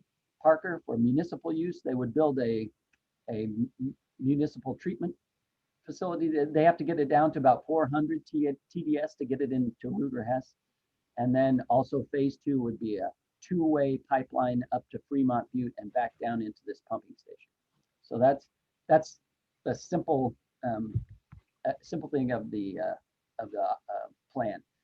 So this is just a schematic of the last from 1995 to 2015. So the last 20 years, if we had this in operation, and this is phase 1 with no big Fremont Butte reservoir. So you can see that the Pruitt Reservoir would operate as it always had. It would do a little operational trade. Parker would be able to take some of that water, and then we would also fill the Iliff Reservoir in Iliff, and it's down far enough that we would almost fill that every year. But this results in about, on average, about 11,000 acre feet of water for Parker and about 9,700 acre feet for agriculture through Lower South Platte Water Conservancy District. But you can tell, we have some really rough years in the middle 2000s. That would be, that's why the yield is so low. But that's just the nature of our river. So if we put in phase 2 with the Fremont Butte, you can see that in the late 90s, we had really good water years. It would fill and stay full. And then during the drought, we would drain it, and there wouldn't be a lot of yield from the project. So that's the hard thing about this. You're building a large facility, and it's not always yielding. But we can fill some of this in with alternative transfer, leases from farmers, things like that, but not the buy and dry that's predominantly happened in the past. And then the reservoir, of course, Fremont Butte would fill back up, and we'd be able to operate that way. But that increases the yield for Parker to about 18,000, and Lower South Platte would also get about 16,000. Lower South Platte is almost like a built-in ATM. So when Parker needs some water, Lower South Platte is willing to not take a full constant yield, and they can lease some of that water to Parker in times of severe drought. And then some of our more senior water rights could be leased as well to keep the municipalities, or Parker anyway, having a whole yield of, and they're looking for, around that 18,000 to 20,000 acre foot target. So all of this came, and then we went back to Sprague. So we looked at other partners, and a little tension occurred at first because when you file for a water right, but Parker was going to do this anyway. So Joe, Frank, and I thought it would be prudent of us to make sure Parker looked at their plan in a Sprague-like fashion. And then Sprague can jump in and use some of this infrastructure or upsize it before it's built. So now we're talking with Sprague, and we're adding a few things. So we're talking about considering some more ATMs, using the Iliff Reservoir for that, incorporating some waterfowl habitat with Ducks Unlimited in these recharge ponds that Lower South Platte will build along the pipeline way. And then also look at what kind of infrastructure would we need to do to facilitate some water delivery to the northern Front Range. So those are the, and then along the way, of course, there may be some players that would like to upsize some of Parker's infrastructure before it's built. So that's kind of what we're talking with SPROG. And then, of course, we need a lot of things. We need intergovernmental agreements, and these things all take quite a bit of time, you know, and you're trying to work on it. I imagine if any of you are familiar with the WISE project in Denver, this is like a huge WISE project. It's just along the whole South Platte. So that's what we're looking at, this huge WISE project we call SPROG. And so WISE is probably better, but anyway, so this is what we're looking at, and we're going to have to do a lot of work along the way. So the phase 1 benefits I've already mentioned. You know, Parker gets the water, they need water by 2035 roughly, and then we kind of advance the SPROG idea through shared infrastructure and upsizing of some of Parker's infrastructure and helping them with the cost as well. Excuse me. And phase 1 also is, like I said, 2035. That's when Parker's looking for water up in their area, and we're just developing partnerships along the way for the next 12 to 24 months. So phase 2, you can see the colored in bullets here are things that we add each time. So we have another reservoir that could be you could deliver water to, the McCarthy Reservoir. And this was through the South Platte storage study that we saw some of these storage sites. We also have additional storage near Kersey, and there were some named in the storage study as well. We also are adding some storage in a reservoir towards the state line, which could help mitigate some of the endangered species effects that this project doesn't have a lot of effect on it, but it does have some. So we could enhance some of our help with mitigation of endangered species in Nebraska. And then we would look at constructing more gravel pits along in the Denver metro area, and then that continued pipeline that would go actually to Aurora Reservoir and help them with some of their water needs. Jim? Yeah. Can I give you a 2-minute warning? You betcha. Okay, so that's the phase 2, and it provides some of the benefits that SPROG has been looking at. And then, of course, it raises the yield. It helps a lot of different entities along the way, and we're sharing a lot of infrastructure, lowering the cost. And the timeline on that is, you know, further into the future, 10 or 15 years to get a lot of that in place. And then, of course, phase 3, the final, is some aquifer storage and recovery down in this area, and then some additional exchange capacity so that we don't have to pump everything up there, but we can exchange some up the river, and some additional storage near Kersey. So, of course, we need more agreements. It adds to the SPROG idea of additional water, and you know, we're getting up there to really providing. Our goal all along in SPROG was about 50,000 acre-feet of additional water to the Front Range, along with water for agriculture in the future, and using some alternative transfer methods, all without buying and drying agriculture. So this would be the final build out, would be hopefully around the 2050 mark, and I'll just end it right there. So if there's any questions. Oh, Jim, thanks. That's fantastic, and it really underscores the importance of multi-benefit, multi-party partnerships, and when looking at projects, it's a lesson for the entire state as the roundtables are all looking at their basin implementation updates. That's a timely and very informative presentation. I thank you for that. I think we only have time for one question. I see Steve Child has his hand up. Steve, can I call on you? Rachel had her hand up first. Okay, you want to turn to Rachel? I see it now. Thank you. Rachel, do you want to ask your question? Steve, I'm back to you. Rachel's. Sorry, it took me a minute on the unmute. I wanted to ask at the bottom, maybe I should wait till the resolution, but at the bottom of the resolution, it has a paragraph of explanation that says that this resolution is to offer guidance on the future 30 by 30 plans that are out there by some people, and potentially the CORE Act and others. So I'm kind of wondering, do we need something in here that would say, that additional policies are necessary for managing climate change beyond forest management? I understand that the focus the group wants on this is just forest management, but there's going to need to be more.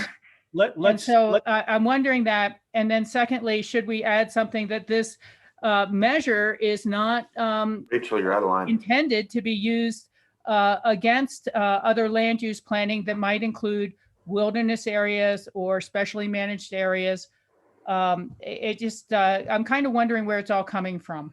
Rachel, let's put that on hold until we're talking about the resolution. Steve Child, okay, thank you. Did you have a question for Jim Yan? Yes, thank you. Just a real quick comment. I've been a longtime advocate of doing this South Platte project of some sort. I think it should be a statewide project with the whole state paying for it. I would like to see some benefit to the West Slope for participating in this. And I would see that as perhaps no future trans mountain diversions from the West Slope could be our benefit from it, because we're facing the Colorado Compact call. So I totally would put my own money into supporting this project to help the whole state out on this important water thing. Now, my question, Jim, is can some of the reservoir storage actually be aquifer storage to put it underground and prevent evaporation from the system? Yeah, that's a good question, Steve. And towards the very end, there was that aquifer storage and recovery in the Lost Creek Basin. We just have to make sure we don't hurt the water quality, bringing some of the South Platte water into a pretty good aquifer in the Lost Creek Basin. So some of that would have to be treated some before we put it in there. And it's just it's a slow process to try to get that water underground. So you almost need a storage component and then feed it in there slowly. So that's a designated basin area where it doesn't go back to the river. And then of course, all the recharge is an aquifer storage. It's just that it's moving along with the river, and those are all done by accounting when that hits the river, how it can be used, and it's long term. So it's like 5 or 10 years out that this can help us in recover through drought times with this long-term recharge storage. So we're looking at both above ground surface storage, underground storage, and the traditional recharge kind of underground storage as well. Jim, thank you. That's, the fact that you, I think 2 or 3 times used the word simple in your presentation, I was particularly impressed by. That's quite a system, and I really think it is a lesson, and the West Slope is appreciative of the entire mission of this, these studies that you really have been looking at the South Platte's resources for South Platte uses. And that is consistent with Club 20 policy and is appreciated by Western Colorado. And most of this is funded, to address Steve, through municipal water providers. So, we're not looking for a lot of funds. The main thing that we would like to see is just support, and that helps through the permitting phases, because these things take so long to permit, and that's where the costs go up, and the time gets stretched out. And in the meantime, we have people coming out, buying up and drying up agriculture, and that's what we're trying to stay away from. Yep. Thanks again, Jim. I'm going to keep us moving and turn it over to my co-chair, Marty Whitmore, to introduce Andy Mueller. Hey, thank you. I think most of you probably know Andy, so I'm not going to spend a lot of time introducing him. Andy is a recovering attorney, having practiced for many years in Ouray and then in Glenwood Springs.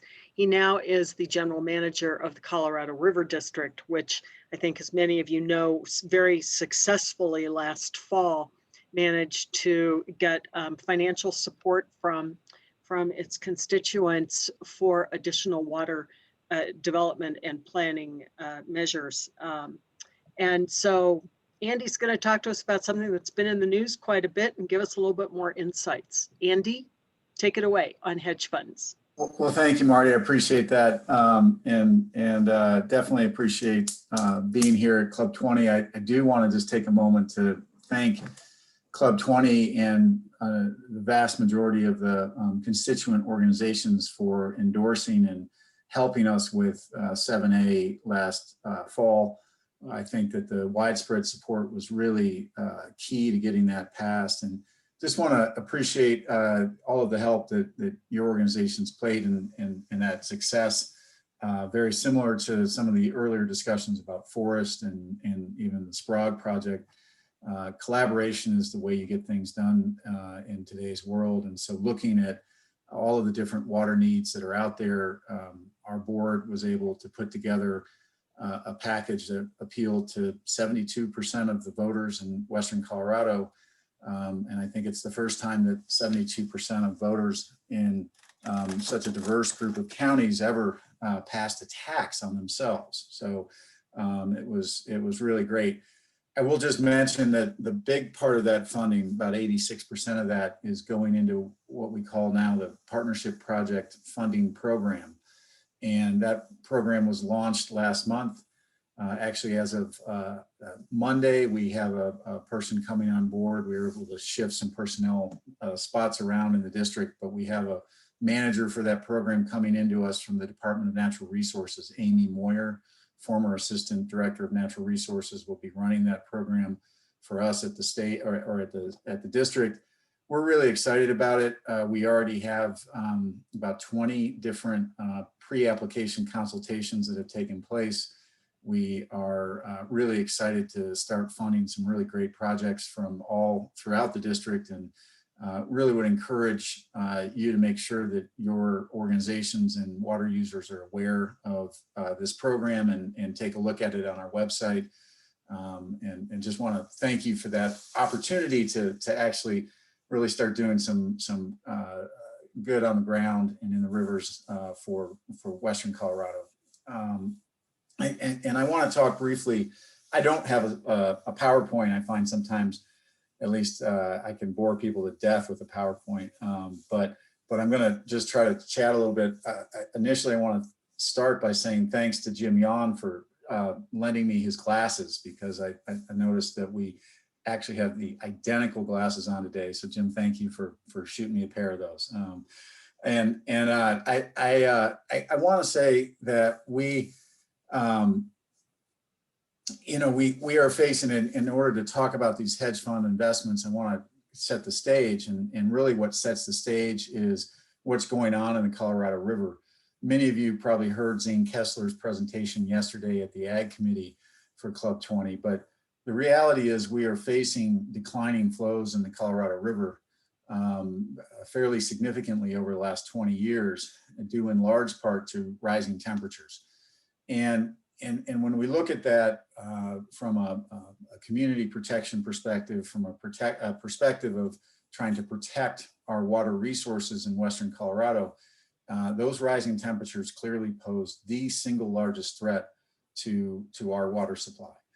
And so what has happened, and just by just a one number that I think kind of tells the story, over the last 100 years, the inflow into Lake Powell from the upper basin averaged about 15 to 16 million acre feet of water. That's that 100-year average. If you take the average between the year 2000 and 2018, that was 12.5 million acre feet. So just in that 20-year period, we've seen a huge decline in the water supply in the upper basin. That obviously, anytime a natural resource experiences great shortages like that, there are folks who look to make money from that. And so that we know that's going to come. We know that's going to happen.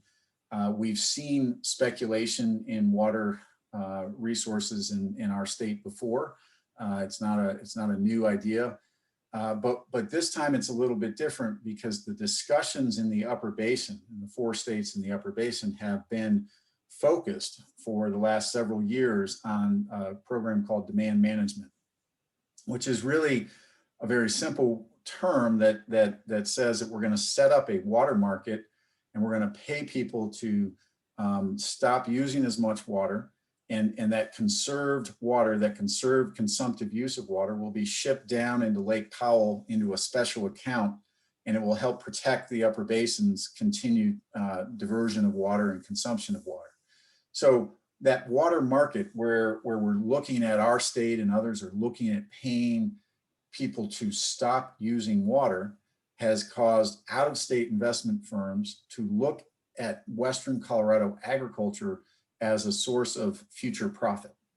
And what that means is, I think the biggest example of that, many of you have read about it if you read some of the news coverage, Water Asset Management.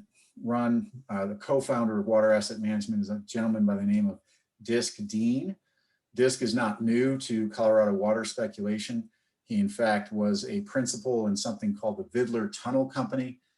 Back in the day when Chris was working at the River District, our district took on the Vidler Tunnel Company over a water speculation case and won in the Colorado Supreme Court. That case remains the seminal case of about anti-speculation in our state. Well, Mr. Dean has come back to our state from his offices in Manhattan, and he has now bought with his company about 2,500 acres of prime irrigated land in the Grand Valley. When you read their webpage and you read and see their presentations they've made to potential investors, they are talking about buying the land that is irrigated and holding it for the sole purpose of one day getting paid to not use that water.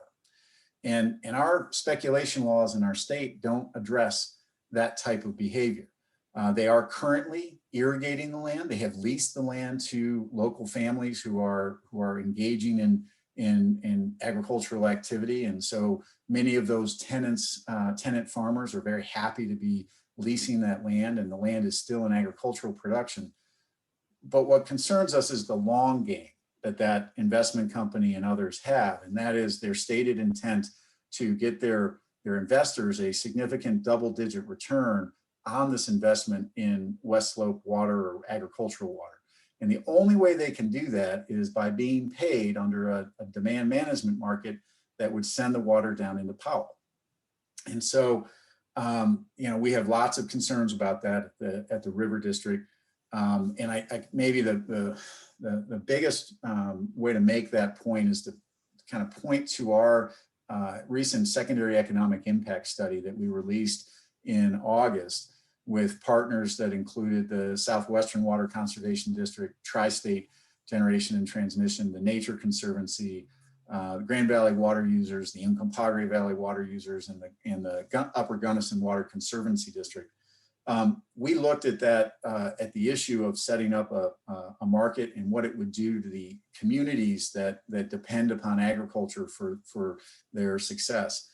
And what the economics firm that we hired determined is that they said, look, in their research, about 90 to 93% of agricultural land in Western Colorado is family owned and operated. It's a really high number compared to the rest of the United States. It is really remarkable that we have this microcosm of agriculture on the West Slope that is family owned and operated. And they said, if you look at the family owned and operated local families, if they get paid not to irrigate, they will take 60 to 90% of that money and reinvest it in the community. And so as long as you're paying local families, that 60 to 90% of that money makes it back into the economy and helps our economy continue to thrive. On the other hand, if you pay an out-of-state investment company to stop using their water, the family that was renting the property from them immediately is out of work, is having to look for other potential ways of making money, probably going to leave the community that they've been in as an agricultural producer, may have to switch to a lower paying retail job in order to stay in the community if they want to. The economic destruction is almost complete. 100% of the money goes out of the community and back to those investors in New York and elsewhere. And so, our district has a very significant concern about how a demand management market gets set up and if it gets set up. And I want to say very clearly, our state is looking at setting this up, trying to determine the feasibility of it. The CWCB is taking the lead on that. They are very, very clear and more clear now that this speculation issue has come up, that they are not saying that a program will be set up. And when it's set up, they're saying we need to make sure that it benefits local families and local communities. And so how do you set up the sideboards of a program that will be designed to actually keep those local communities thriving? And I think this recent spate of press by the about the investment firms is really driven our discussion statewide into a much better place. Many of you will note there was in addition to the New York Times article that came out in early January that kind of really started this discussion.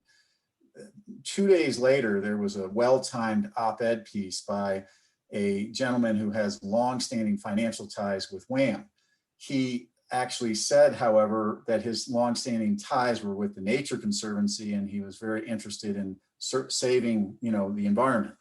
He did used to work for the Nature Conservancy, but he currently, and at the time he wrote that, was receiving money from WHAM and was out looking for investors on behalf of WHAM at several investor prospectus meetings, copies of PowerPoints and presentations we've gotten off the internet. It was very easy to find them.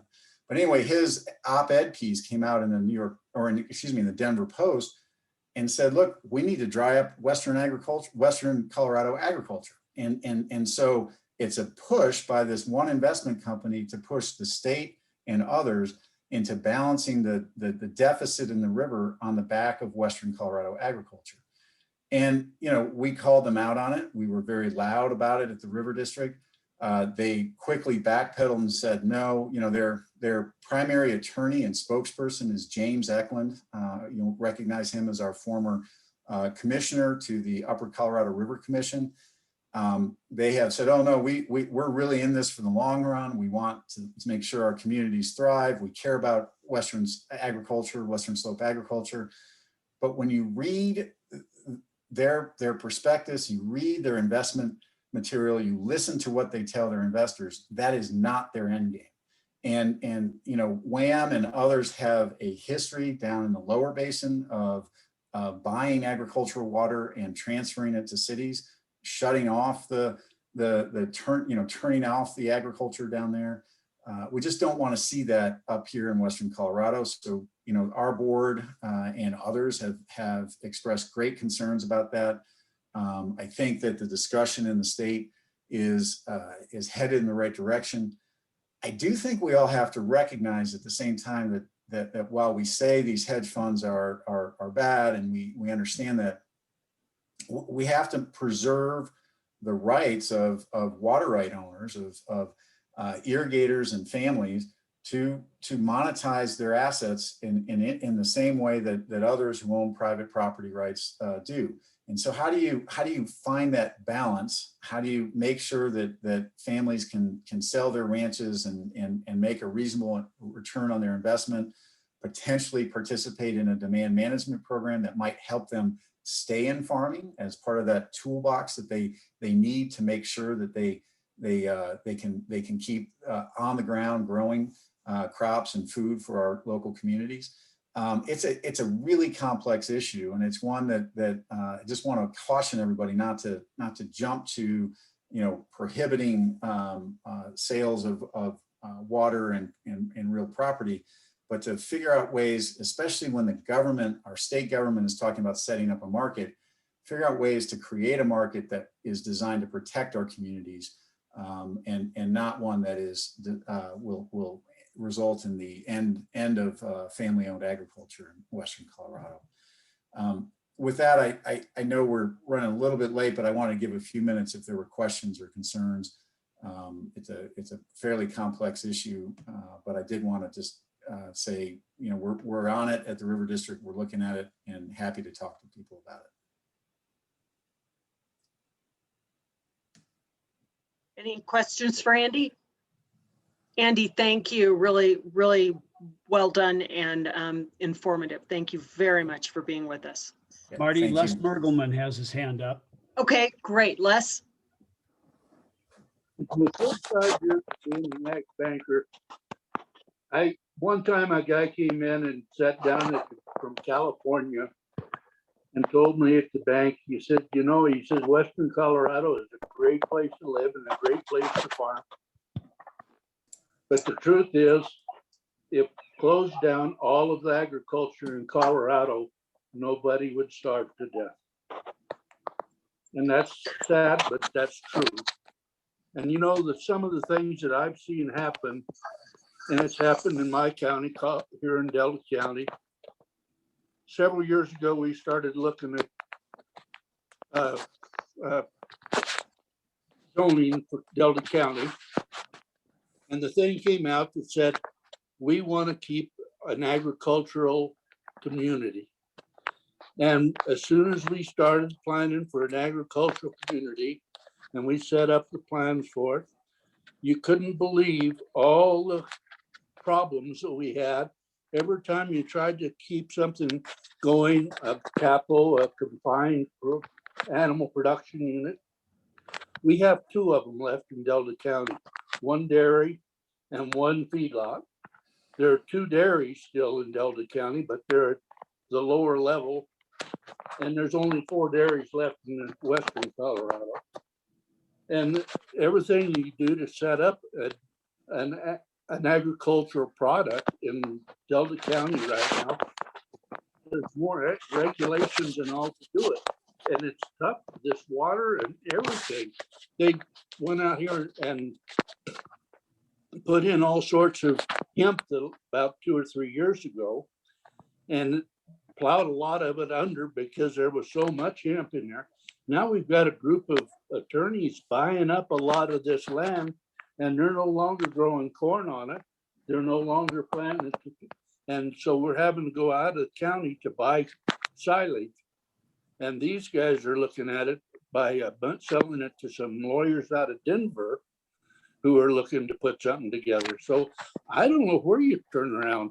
We're having not only this consortium going after water, we've got a group of lawyers out of Denver that are going after it, that are trying to bail out these hemp guys. Yeah, Les, I think that agriculture's got lots of issues facing it that are huge challenges.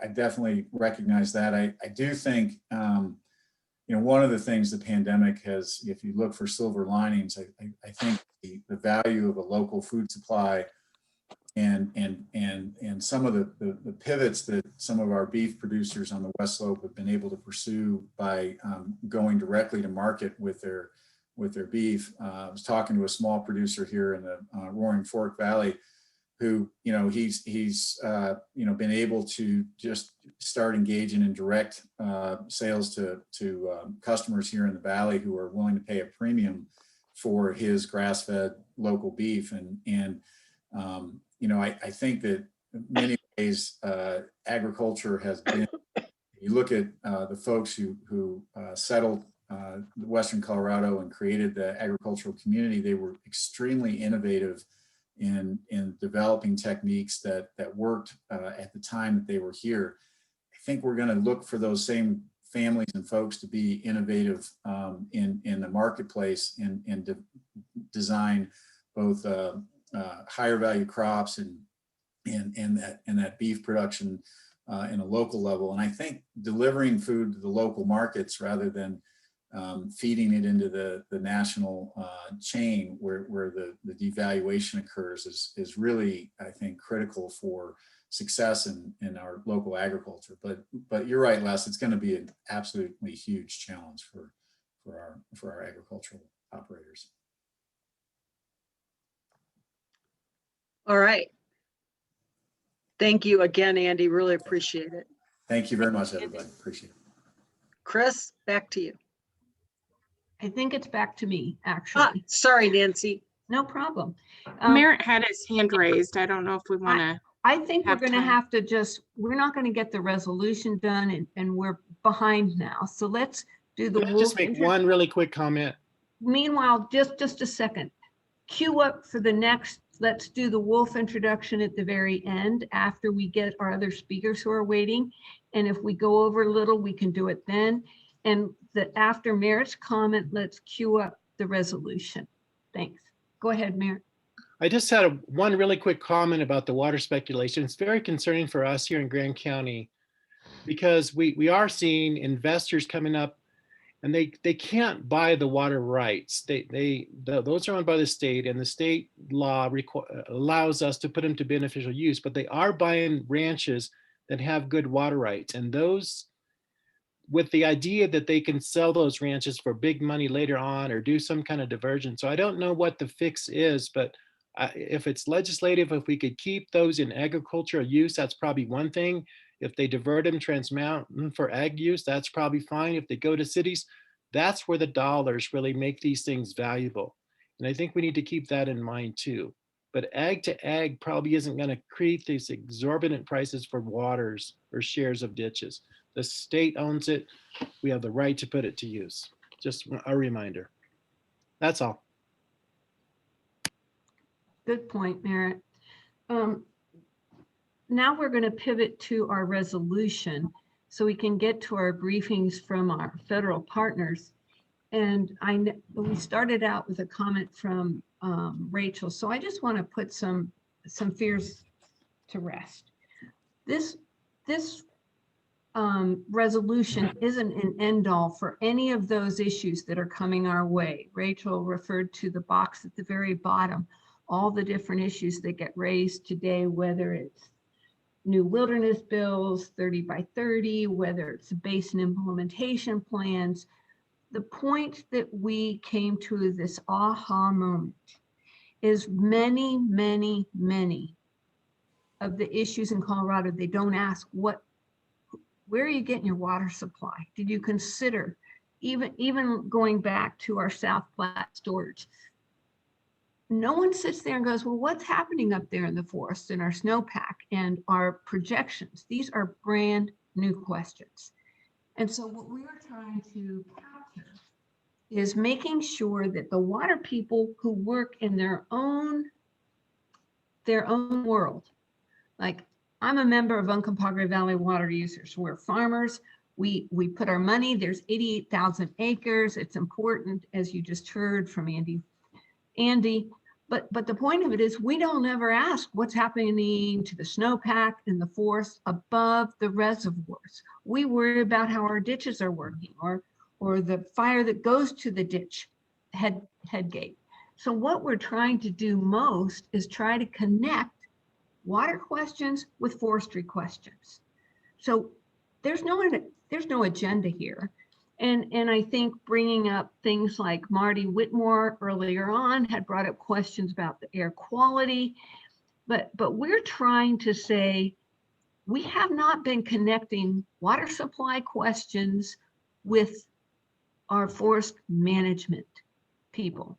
And I can tell you personally, I worked for the timber industry for 25 years and I never asked the water. Well, we might have asked them. We never heard from any water supply people in those years. So that's what's concerning to me is that we're just asking the right questions on everything. So that's where I'm coming from and why we started to work on this resolution.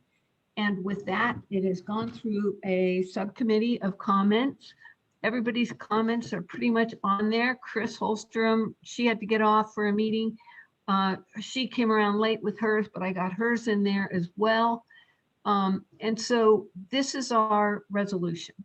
And I know it's hard because it's Zoom and you have to read it all now because you haven't seen it before. But, oh, good. Chris Holstrom says she's back. But since the western slope is 70% of Colorado's forested landscape, we, more than most of the rest of the state, have to be up on these issues. Ask these questions. I'm not telling you how they get answered. It's like, I think you heard from Matt McCombs, they didn't begin by asking what happened to the watersheds, to the water supply that went to Montrose County. It was never their driving question. It is a question that we're putting on the table. Who else gets affected? Merritt mentioned 40 downstream people, 40 different agencies depend on what's happening in Grand County, and 130 people, or whatever that number was that Kimberly had. So it's a very complicated question, but a lot of times people don't think about that till after the fire. And I think our suggestion is you need to start asking these questions earlier in some of these new ideas, new policies, when we're juxtaposing climate change with what's happening on demand management. Are we connecting the dots to how the forest condition is above our reservoirs? And there's a good quote in a paper that says, it isn't just about dams and pipeline, it's what's above it as well. So that's what we're trying to do, is connect those dots. So I don't like to read the whole resolution. Everybody say, if you want me to read it, I will. Otherwise, I'm going to assume we can read for ourselves. And Brittany can slowly scroll through it so folks can take a moment to read it real quick.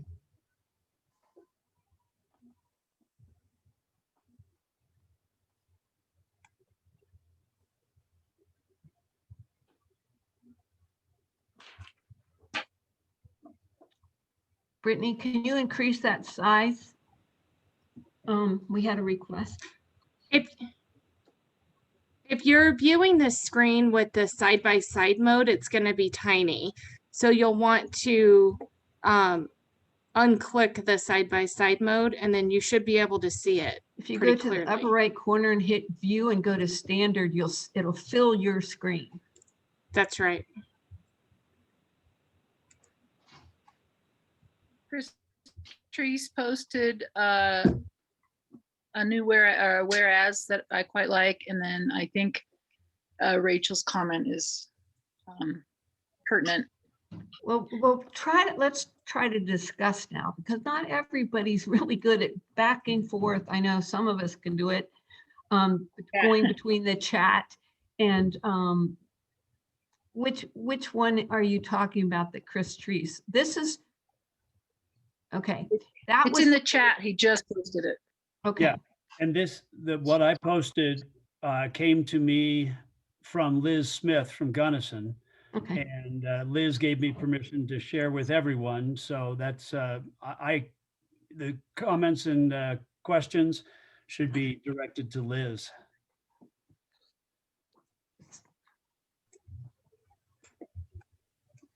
And Brittany, can you scroll just a little bit more so we can have the full now therefore be it resolved on the screen?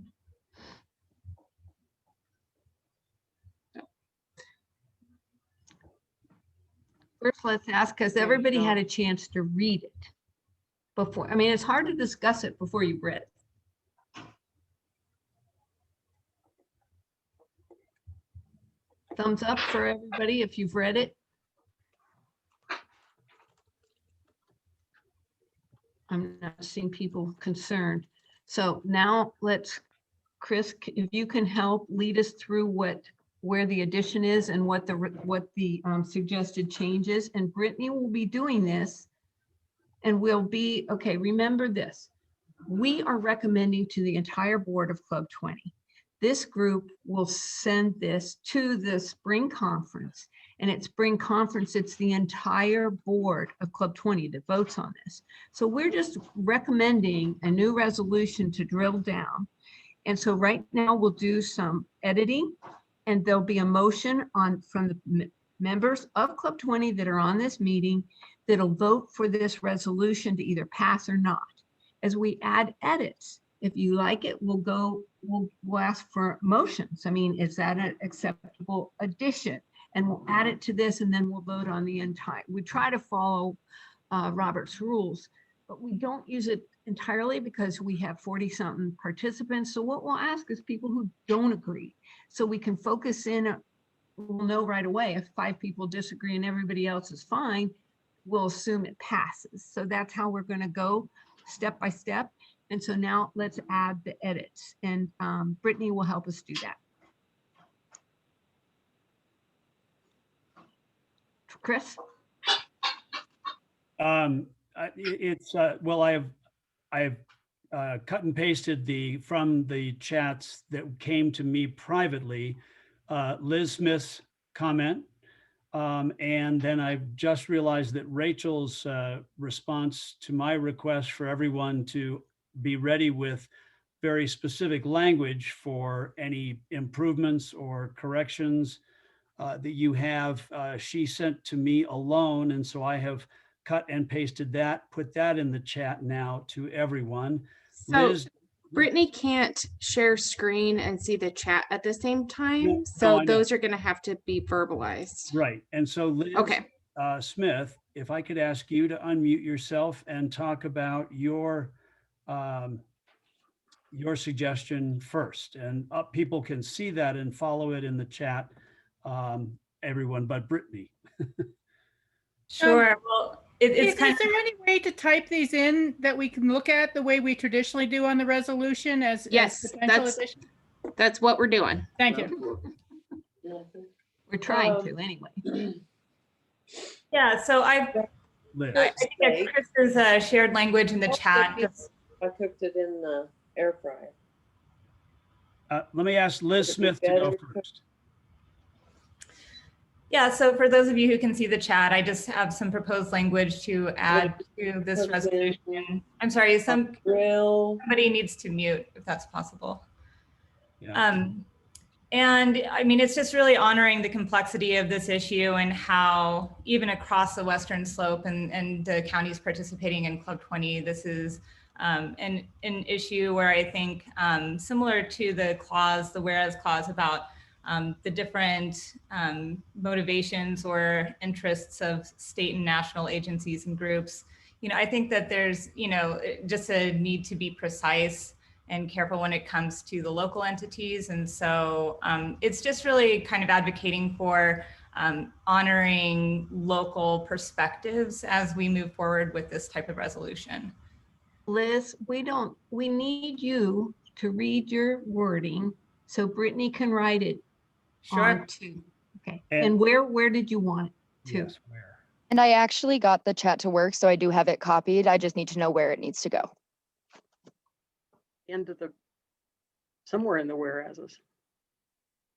Yeah, so I have a whereas clause and a kind of mirrored resolution clause, and I'm happy to read that as we wait for a way to get it visualized. But whereas local agencies, groups, and counties often have the best knowledge to strategically address future forest watershed management needs, as well as intersecting issues related to wilderness designation and management. So that would be an additional whereas clause. And then below that, under the resolutions, respecting the positions and initiatives undertaken by local agencies, groups, and counties who are best equipped to navigate competing interests related to healthy forest management and watersheds among diverse community stakeholders. So is your second point an additional bullet point, Liz? Yes. So one is a whereas clause above, and then one's a bullet. Yes. Discussion. Go ahead, Marty. Well, I would like to just get this onto the floor actually, so we can do amendments, so we can do this. We've always tried to get a motion and get it on the table first. So I am going to move the adoption or recommendation of this resolution to the Board of Directors for adoption by Club 20 at its next board meeting, with the amendments just proposed by Liz Smith. Thank you for doing that, Marty. Second from Rachel Richards.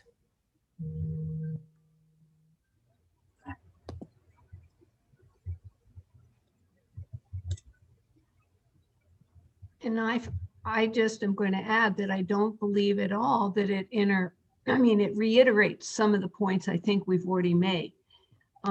Part of we did have conversations on relying only on local. And one of the things that we put, and I'm going to try to figure it out real quickly, which bullet it was, is we said interdependent local areas. So for example, if one county didn't think about a downstream county, they're both important. They're both local to me. So we have already talked about the interconnectedness and the need for the interconnected input on bringing these issues to light. Because local becomes— Did we vote on this before discussion? It is right now a motion on the floor with the 2 new changes. Is the way that wording of Marty's motion said. She proposes adopting this with Liz's 2 comments. Okay. It was moved and seconded. So, Chris, did you want to change something, or are you trying to add something? Nope. I like it.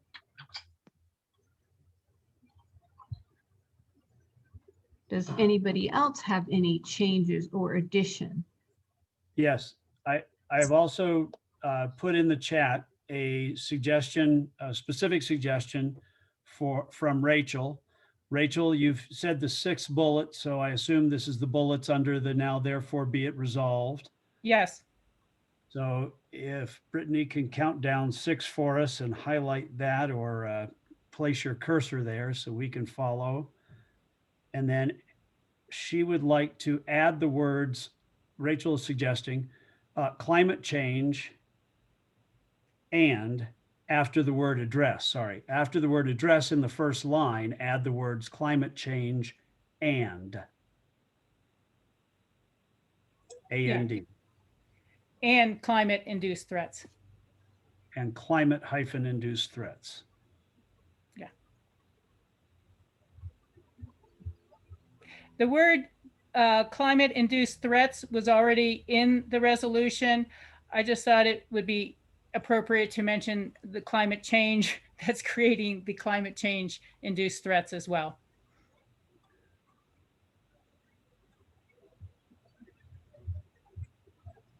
I think it's been pretty clear from the Colorado River District's presentation yesterday in the Ag Committee, and even our comments today, that the Western Slope needs to recognize we are one of the hot spots in the entire country. As we talk about increasing temperatures, it's not consistent across the whole United States, but the Western Slope is in a uniquely hot position. With yesterday in St. Kessler's, it went from 2.3 degrees Fahrenheit increase to 4.3 degrees Fahrenheit increase. So climate is an important thing in a headwater state, and that's kind of the whole point of this resolution. Mandy, is your hand up? I see all of a sudden Mandy Miller's up loud and clear.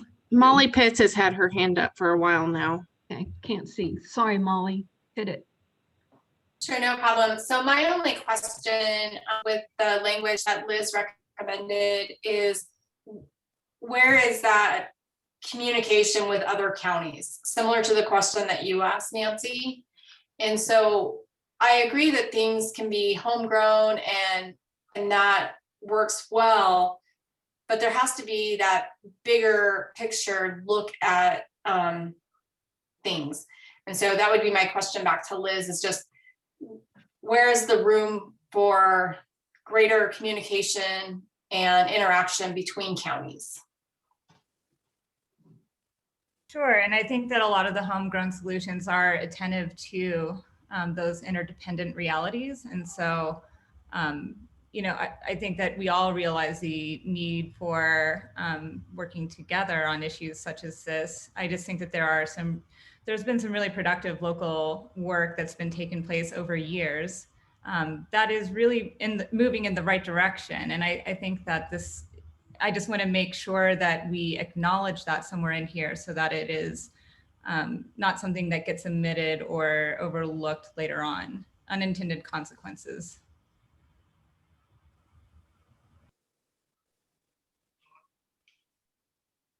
Molly, does that answer your question?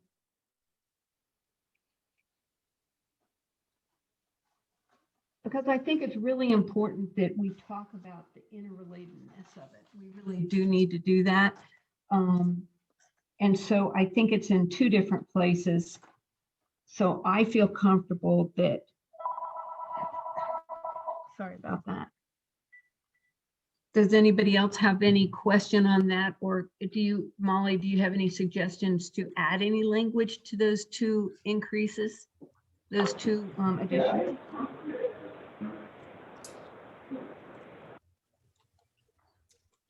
I think it just needs to encourage, or not encourage, but that it has to be done in coordination with other counties that are impacted by the decisions that are made.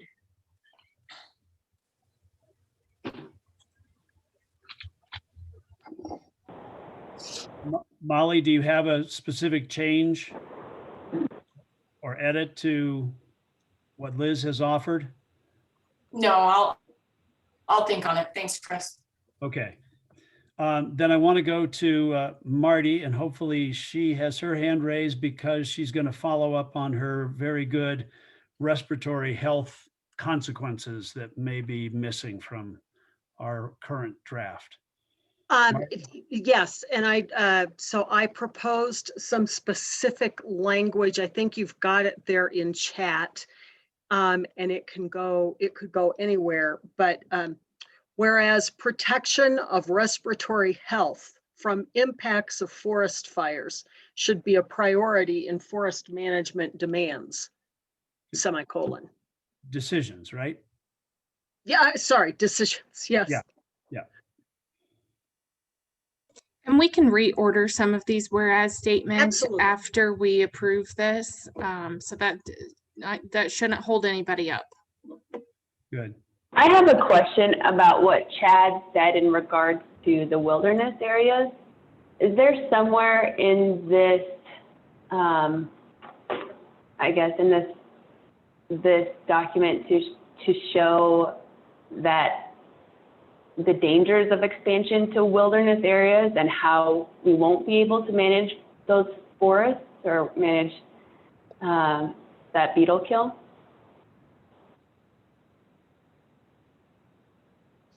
Was that Mandy Miller? Yeah. Okay. It is. So everybody else can know. It's hard to follow sometimes. So I don't think that this resolution was designed to be pro or con on that. It's more to raise how do you approach a question like you just raised, Mandy.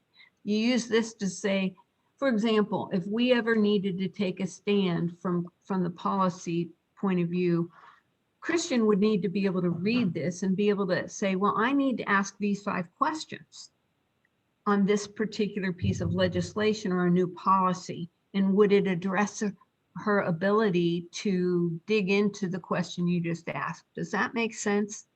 We can't answer every question that might come to us, but do we have the framework for any member to pick it up and have some sound bites when they're trying to personally, for their county or for whoever you're representing, to be able to take this language and say, well, this is kind of consistent across Club 20 to ask this question. So Christian, from this document, would you feel that you had the information available to see where Club 20 would stand on areas that are not accessible for forest management? Yes, and we also have other resolutions on the books that discuss wilderness. So I think we're pretty well covered.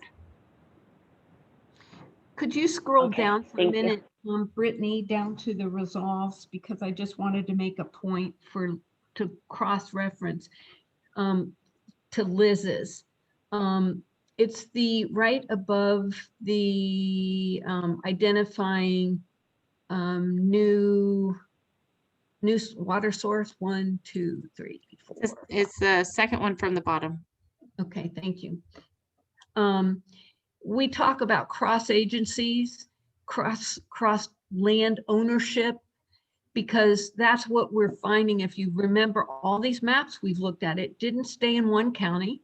It wasn't even in necessarily one agency, because it's National Park Service and it's U.S. Forest Service. It's BLM and it's U.S. Forest Service. It's private land, public land. It's this county and that county. So that's the point we're trying to make.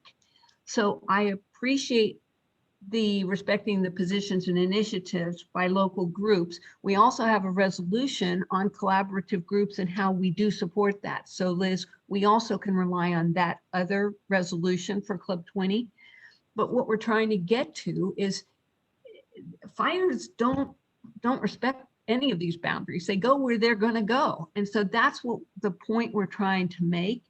And some of the local positions, I think what we're trying to say is we've always, I believe in collaboration. I've been collaborating with various groups for years. But the point of it is there's new questions these guys might not have asked. So we're trying to say, did you ask these questions? It's not respecting what you did 10 years ago or 20 years ago. It's, did you ask these kind of questions above?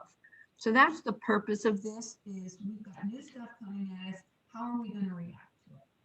So I think in conjunction with that one that she's highlighted, the one you've added, we're trying to get to the point it's an all lands approach is what they're saying in the Forest Service these days. We need an all land approach to dealing with these issues. And that's a fairly new concept relative to the 100+ years of the U.S. Forest Service.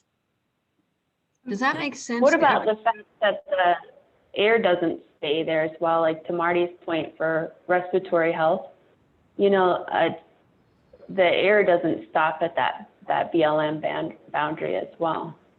And that's what we're trying to get to, Mandy. And maybe we can look at the highlighted bullet, because fire and air quality doesn't stay in a county. You're exactly right. And Nancy, This is Chris. I think Rachel Richards has a comment on this point, as well as her hand raised earlier. But Rachel, to this point, is this what you want to address? Yeah, thank you. Thank you. I would just point out that the bullet points have been added, use the word respecting. They don't say obey or have to. It just says that they'll be given the due respect that we hope all of Club 20's resolutions are given. So I don't find any real problems with these additions. I don't know if that's what's starting to occur, but you know, as a Headwaters community, you have to get a little concerned that will this resolution be used for Mesa County to tell Pickens County what trees to cut down or how to lease land? And so you have to realize that there's sounding like a little bit of we are bigger than any individual community or county, and we're going to tell you how to manage forest fires in the future. And I think that this just adds a little bit of balance to this resolution. So I'm good there. And then secondly, I would just say that if we're going to raise the question of respiratory, which is fine with me, I agree. I think it's accurate. I totally agree with what Nancy is doing with this resolution of bringing awareness of the water intersection with all of these land use decisions. That's important.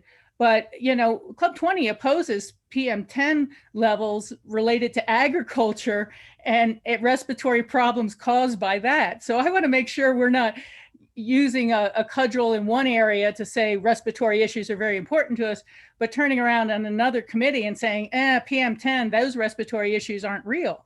So we have to be careful what we ask for. I was trying to keep my comments simple, and I think that this is a very simple resolution as well. Thank you. Excuse me, as submitted with the two amendments from Gunnison. Well, we're running late again. So I really want to see if, I don't want the perfect to be the good, perfect, I don't know. It can't, is it good enough? I can't get worried about how it conflicts with other resolutions. I just want to be connecting two dots that right now have not been connected too often. And so Chris Holstrom's had her hand raised for a while now. Okay, but we're running out of time. That's the problem. Okay, so if you guys don't think that, thank you, Ziska. The point is we don't have time to spend an hour on this, and we do need to get to our federal people. If you don't think it's good enough, I suggest we just send it back to committee and we worry about it 6 months from now, although you're going to be 6 months late. But we don't have time to really drill down to it. We've got to get to a vote. So that being the case, we can't go through every question. Does somebody still want to speak before we bring it to a vote? Chris Holstrom's hand's still raised and Liz Smith's hand is also raised. Okay. Chris, did you have something? Yeah, I mean, we do have I think we still have 2 bullets. One has an or, so we'd either have to choose one of those. And I'm agreeing with Rachel. It's like, I don't think it's good to have 2 conflicting resolutions on air quality. I do think the health aspects of fires is important, but then if we're going to open that can of worms, then we also should think about air quality and other aspects of climate change. But I'm happy to vote on this as it's presented. And I think it would be a shame to go through another fire season without this. Thank you, Chris. How about Liz? What did you want to add?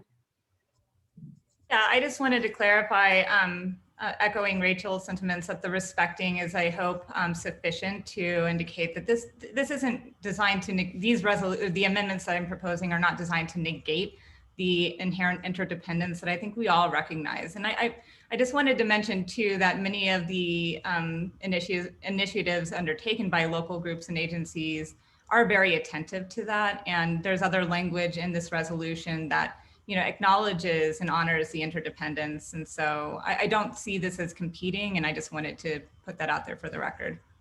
I didn't think it was competing either. I think everybody's clear. So can we put this to a vote at this point? Marty Whitmore has her hand raised. Marty? You're on mute, Marty. How about changing in the one that I proposed on health, how about changing priority to consideration?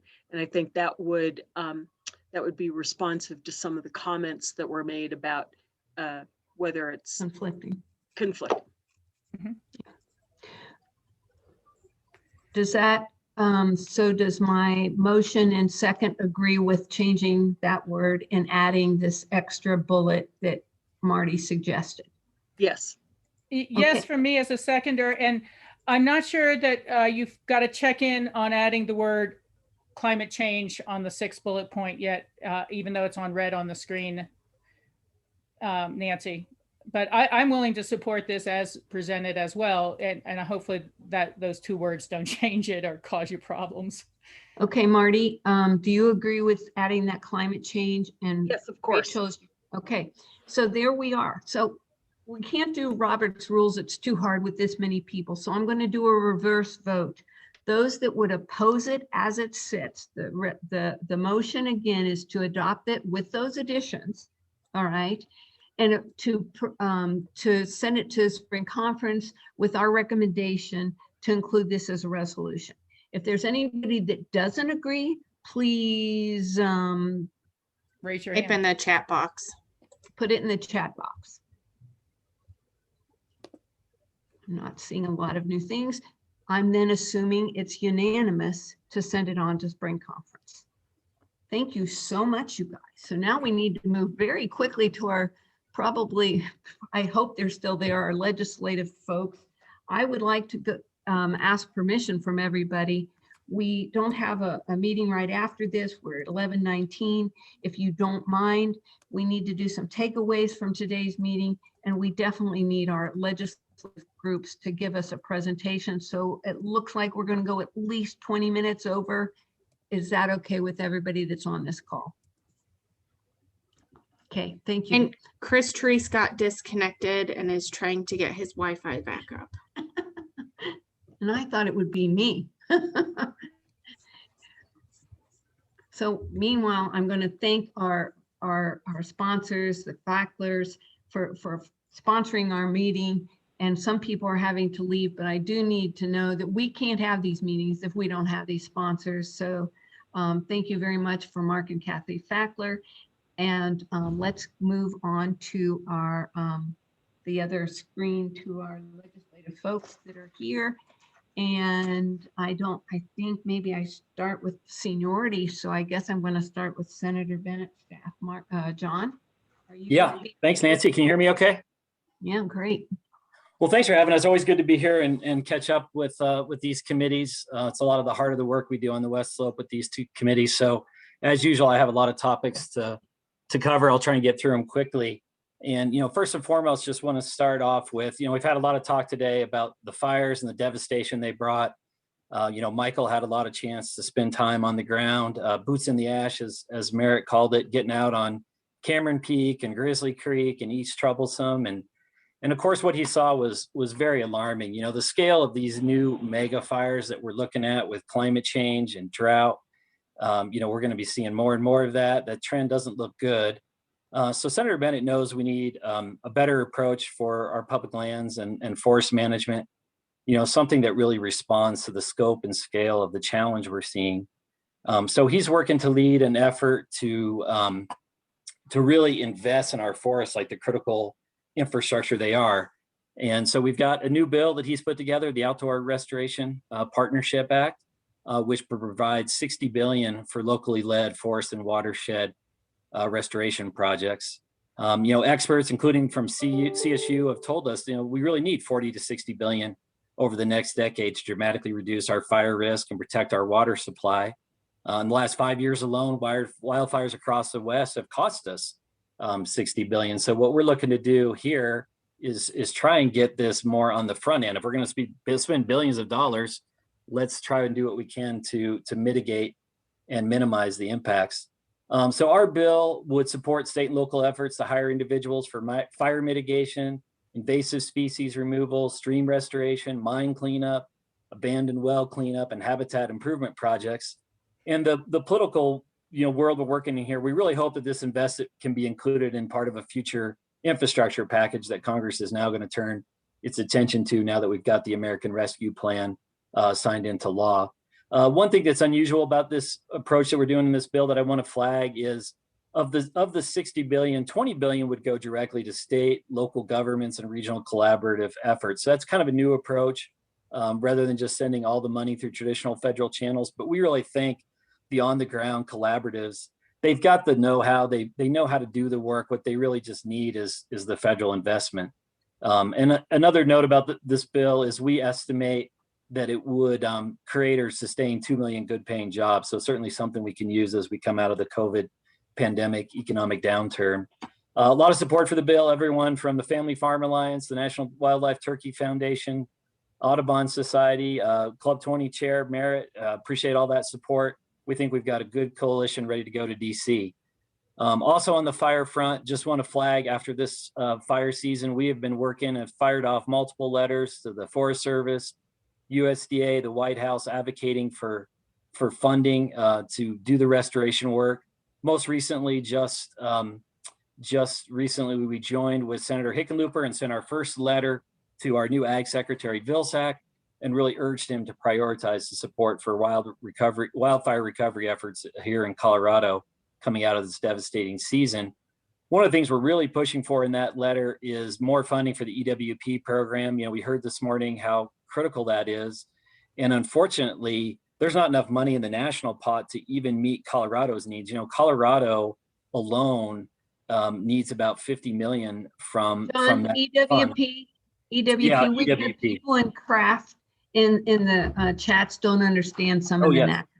Thank you, Nancy. Emergency Watershed Protection Program. So that's the fund where you can go out and do the work on private land to restore the watershed, put in place the structures you need to redirect the water flow, protect life and property from the floods that can come from these denuded watersheds. And so a really critical program, one we're very familiar with.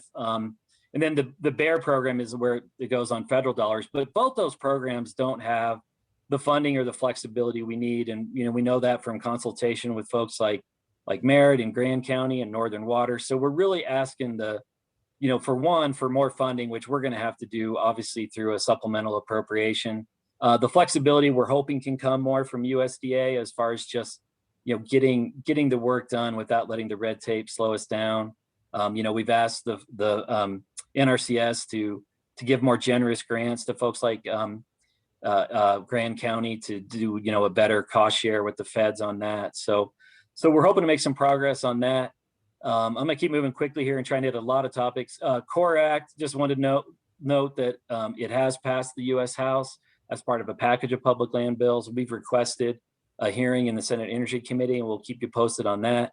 BLM headquarters, we sent a letter along with our new partner, Senator Hickenlooper, to President Biden, just reiterating the support for Grand Junction as the national headquarters for the BLM. We've been working on that for years. We've invited Zinke in the past when he was secretary to come and see, and we look forward to working with the new administration. Another big topic relevant more perhaps to the Water Committee, we are working right now to assemble a coalition of Western senators to send a letter to the White House talking about the importance of Western water infrastructure. And what the letter will note is, unlike other parts of the country, the West really relies on a different and complex system of water storage, pipes, dams, reservoirs. And with climate change and the water supply uncertainty that's bringing, we really need to think about how we invest in our water infrastructure in a way that makes it resilient to what we're going to see with climate change coming down the pike here. So specifically, we're hoping this will be included in that big infrastructure package that's going to be assembled here in the months ahead. So it's really at its heart just a push that our water infrastructure not be left behind in this discussion. John, real quick, Yeah. can you share with Club 20 some of the talking points for that so Club 20 can help add their voice to the same? I mean, I think we all need to be saying the same thing on that. That's an important point. Absolutely. And we'll share the letter when it becomes final. We're circulating it for signatures right now, but 5 big asks we have in the letter. One, fully fund aging water delivery and storage systems. The Bureau's got about a 3.8 billion, Bureau of Reclamation got about a 3.8 billion shortfall in funding for immediate short-term needs. So hope to address that. 2, increase storage capacity in existing facilities. Water storage, of course, a critical tool as we prepare for drought and climate change effects. 3, repair non-federal dams. A lot of non-federal dams are unsafe, and then that limits the storage capacity as well as poses a safety risk. So want to fix that. 4th, invest in USDA water or conservation programs like the Regional Conservation Partnership Program that we've had so much success working with the Colorado River District and folks in the North Fork of the Gunnison getting millions of dollars on the ground for great improvements. We want to ramp up the funding level from that program. And then lastly, just prioritizing clean water for tribal nations, which is really critical because a lot of us take it for granted that we can turn on our tap and have clean drinking water, but that's not something the federal government has lived up to its trust responsibility with tribes. And so making a push on that important priority. Moving along, just wanted to briefly mention our climate resiliency group. We worked with Andy from the River District. He chaired a group and we had a lot of great folks on it, including Merritt, our Club 20 board chair. And they really worked to sit down and pull together a framework that talks about what climate resiliency looks like from a Western perspective. And we want to make sure that Western perspective is not lost as we look at national climate policy and pending bills. And so they came up with a good strategy and some good guidelines about how we need to partner with communities that are faced with this energy transition to ignite their economy and ensure long-term prosperity, making the investments in infrastructure like broadband and water infrastructure, as I just talked about. And then really, one of the things Merritt really contributed a lot to the conversation on was just the focus on our forests and watersheds that we've been talking about today. So excited about that. And hopefully we'll make that part of the conversation on climate in DC. Another big topic I wanted to cover, the American Rescue Act has now been signed into law by President Biden. It's an enormous bill, $1.9 trillion. It's got a lot of broad support in the country. Polls show, majority of the country from both parties support it. One fund I wanted to flag is there's $350 billion for state and local governments in direct assistance. Of that, $6 billion will come to Colorado, about $4 billion for the state, $2 billion for counties and towns. And, kind of one of there is restraints on what the money can be spent on. Obviously, most of it is supposed to be for COVID response, direct impacts to affected industries and just the essential work that has to go into the public health response and government services. But an interesting provision in the bill is the state and local governments can also make necessary investments in water, sewer, or broadband. from this bill. So it really opens up an enormous new pot of money for water projects. And so just wanted to flag that and you know, be in touch if there's projects that need to be on the radar. Of course, a lot of it will be under the control of the state. So maybe they're the folks to talk to about some of it. Another really nice fund that came into the bill at the last minute from Senator Wyden, who chairs the Finance Committee. He put in an additional $750 million per year for public land counties. So this would be, you know, our West Slope counties that tend to get PILT and SRS funding. And this money is intended to be on top of all those existing funds. So really a nice addition. How much was that, John? $750 million a year for the next fiscal year, next 2 fiscal years. So not this fiscal year, but the next fiscal year and the year after, 22 and 23. And there's a lot of details still to be determined on that. Because it came in so late, really a lot of the discretion on that is going to come down to the Department of Treasury. They are given some guidance in the bill as far as a formula to look at economic conditions over the last 20 years and a number of other, you know, things like, you know, unemployment levels and things like that are in the bill. But it's going to be one we want to watch closely because obviously, you know, we want to make sure our public land counties do well at the end of the day from that fund. Last but not least, I just wanted to mention Great American Outdoors Act funding. You know, for years and years, Michael worked as to advocate for the Land and Water Conservation Fund, more funding for public land. So, you know, this bill is really the culmination of a decade's worth of work. And now, you know, that it's passed into law, we're starting to see that money hit the ground. Just this week, $285 million was announced nationally for from the Forest Service for their portion of the fund. There's 50 great Forest Service projects all over the state in Colorado, rebuilding campgrounds, roads, trails, bridges, and, John, can we and other wrap up? important. We've got Yep, to get to other people I'm there. moving on. This is my last topic. And so I would just say for anyone interested, if you've got a project on Forest Service, public land, BLM land that you've had your eye on, now's the time to call your local public land office. And with that, I'm done. Thanks.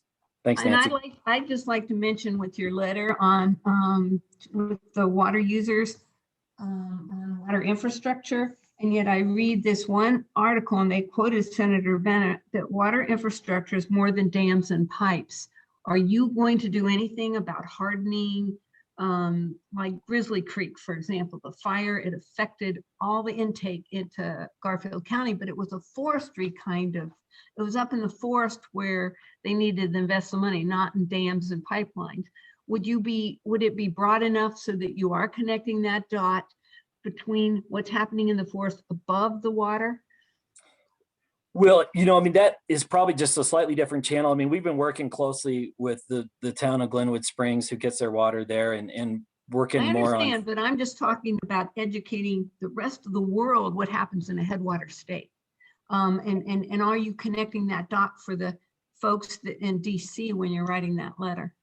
Well, I would say that really is more from our outdoor restoration fund. And that's exactly the kind of thing that bill and the $60 billion is aimed at, is thinking about projects like that proactively so that when those fires do come, which, you know, they're going to with climate change, you know, you're as well prepared as you can to get the forest in the condition that you want it to be in. And then also the EWP funding and the BEAR funding to address it on the back end. Okay. Sorry to cut you short, because there's Right. so much going on and so much that affects the western slope on water and the forestry. All this stuff is huge right now, especially after 2020. Now I'd like to welcome Senator Hickenlooper's new Sarah.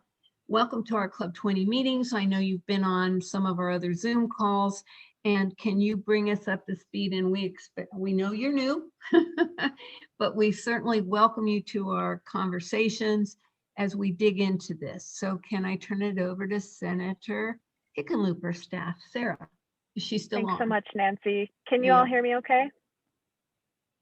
Good. All right. Oh, great. Fantastic. Thanks so much for having me. My name is Sarah McCarthy. I'm the Western Colorado Regional Director for Senator Hickenlooper, working out of our Grand Junction office where I grew up. You'll see I'm calling you from a car. I'm trying to escape the snow apocalypse in Denver. I realize this is not a space to complain about precipitation, but excited to get back home to the Western Slope.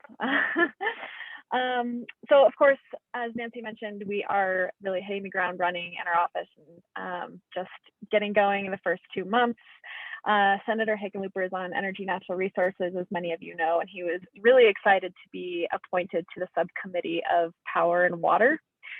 This subcommittee really focuses on the oversight and legislative responsibilities for things like irrigation, groundwater resources, reclamation, flood control, management, hydroelectric power, et cetera. So this is going to be a top priority for us. I feel like I've said that in every one of the Club 20 policy meetings about every topic, but it's true. And of course, you know, water, we all know, is one of those visceral issues that is no more than 2 degrees of separation from any decision we make, especially over on the Western Slope in the Colorado River Basin that feeds over 40 million people. And of course, as governor, Senator Hickenlooper was very committed to water management. He is well aware that the demand for water in Colorado is increasing rapidly while our supply is not.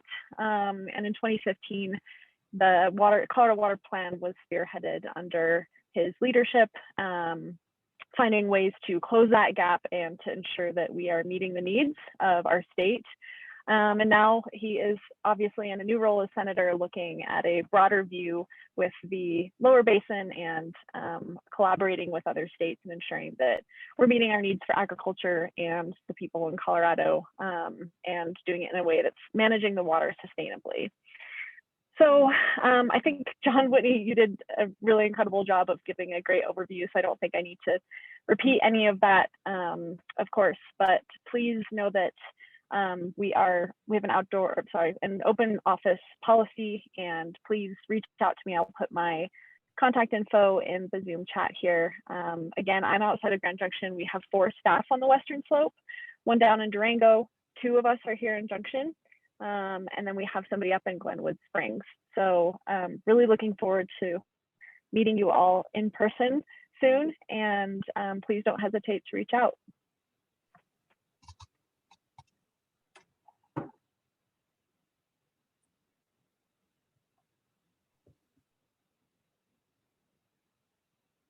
I keep hitting unmute and it goes back to mute. Thank you. And we look forward to working with you. And we'd like to sit down with you, because one of the things as our takeaway from today is some of this stuff needs some more just hands-on work, sitting down and digging into the details on some new policy, upcoming policies, way we can help you, ways you can help us. So we're going to try to dig down into a work session that'll follow this meeting on some of these issues. So now I'd like to welcome another new person, but not a totally new face, Hogan, who represents Representative Boebert. Are you still on the phone? Because we're way still here, Nancy. Can you hear me okay? Good, yes. Fantastic. Well, thanks, Nancy, for the opportunity to be here, and thanks to Club 20 and Chris Treese as well as everybody that's participating today. I see a lot of familiar faces, like Nancy said. I'm new, but I'm not that new. But for those of you who may not know me, I'm Hogan Peterson, and I'm Regional Director for Congresswoman Boebert here on the Western Slope. So I'd like to talk briefly about a couple water-related subjects. But first, let me preface my update by saying this. Well, it's not exactly a secret that Congresswoman Boebert tends to inspire strong opinions, both from her supporters and her critics. There's one policy area where we've quickly discovered and continue to enjoy broad consensus on the Western Slope, and that's on the importance of water policy. In specific, the importance of protecting and conserving Colorado's water and that of the upper basin, frankly, is not lost on Congresswoman Boebert.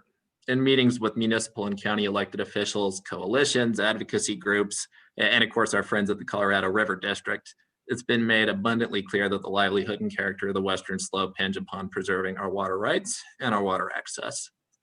I make a point of saying livelihood as well as character, because water and its beneficial uses are essential to our agricultural producers, our public lands and outdoor recreation, our municipal water providers, and of course that says nothing of the challenge we face in living up to our obligation to the lower basin states. So not only do we face historic challenges as we consider possible and actual declines in total precipitation, but we do so in the face of population growth. Because of this, the Congresswoman sought and received a seat on the House Natural Resources Committee and on the Water Subcommittee. Those were immediate priorities. So With that in mind, let me tell you a little bit specifically about what we hope to be the first of many pieces of water legislation Congresswoman Boebert has introduced. And it was actually introduced earlier this week when Congresswoman Boebert introduced the Western Water Security Act. Now, this is a bill that was previously introduced by her predecessor to solve a long-running concern in the district. And to be a little bit more specific, the bill does a few things. Primarily upholding state water law and prohibiting federal takings by, one, forbidding the Departments of Interior and Agriculture from mandating water users transfer water rights to the US federal government or purchase water rights in the name of the US as a condition of any permit, lease, or other use agreement. It also prevents unlawful seizures of groundwater and recognizes state water law and requires coordination with the states.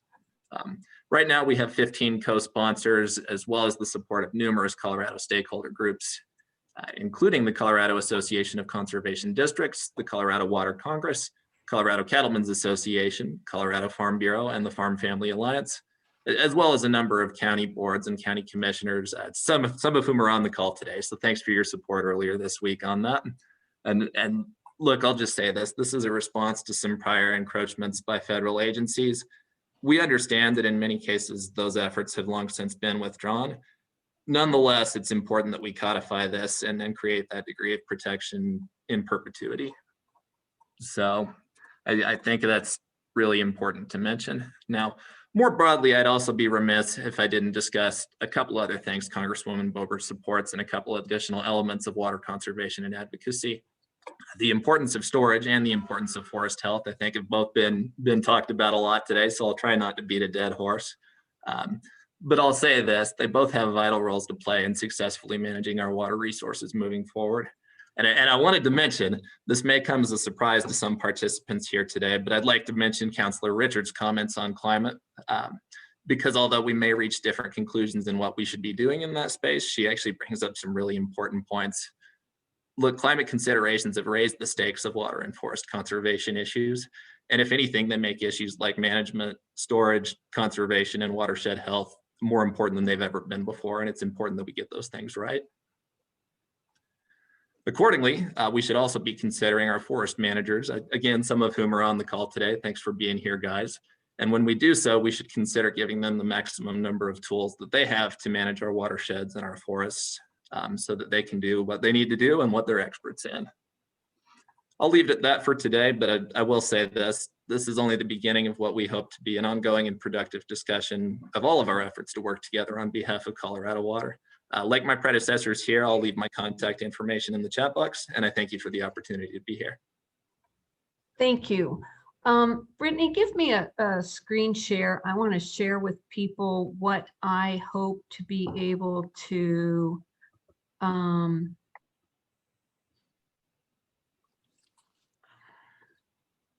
yeah, I'm going to talk while I'm trying to pull it up. What we're going to have to do, there's so much that we couldn't cover in a meeting like today. And so we're going to segue to a work session after this. We'll do a Zoom call in the future to dig into a little bit more detail. I want to share with you, Club 20 is part of COFOA, Colorado Forest and Water Alliance. We've developed a set of principles, and I am going to be posting that on our Club 20 presentations for today. It's just because we can't do it on a 3-hour meeting. I mean, this is shortened meetings because of the COVID virtual nature of them. And so what we need to be doing moving forward is connecting each other. If you want to keep getting engaged, we'll do it in a work session. And so we will be sharing, and I really can't, I'm having too much difficulty going between Zoom and getting to my screen where I have it.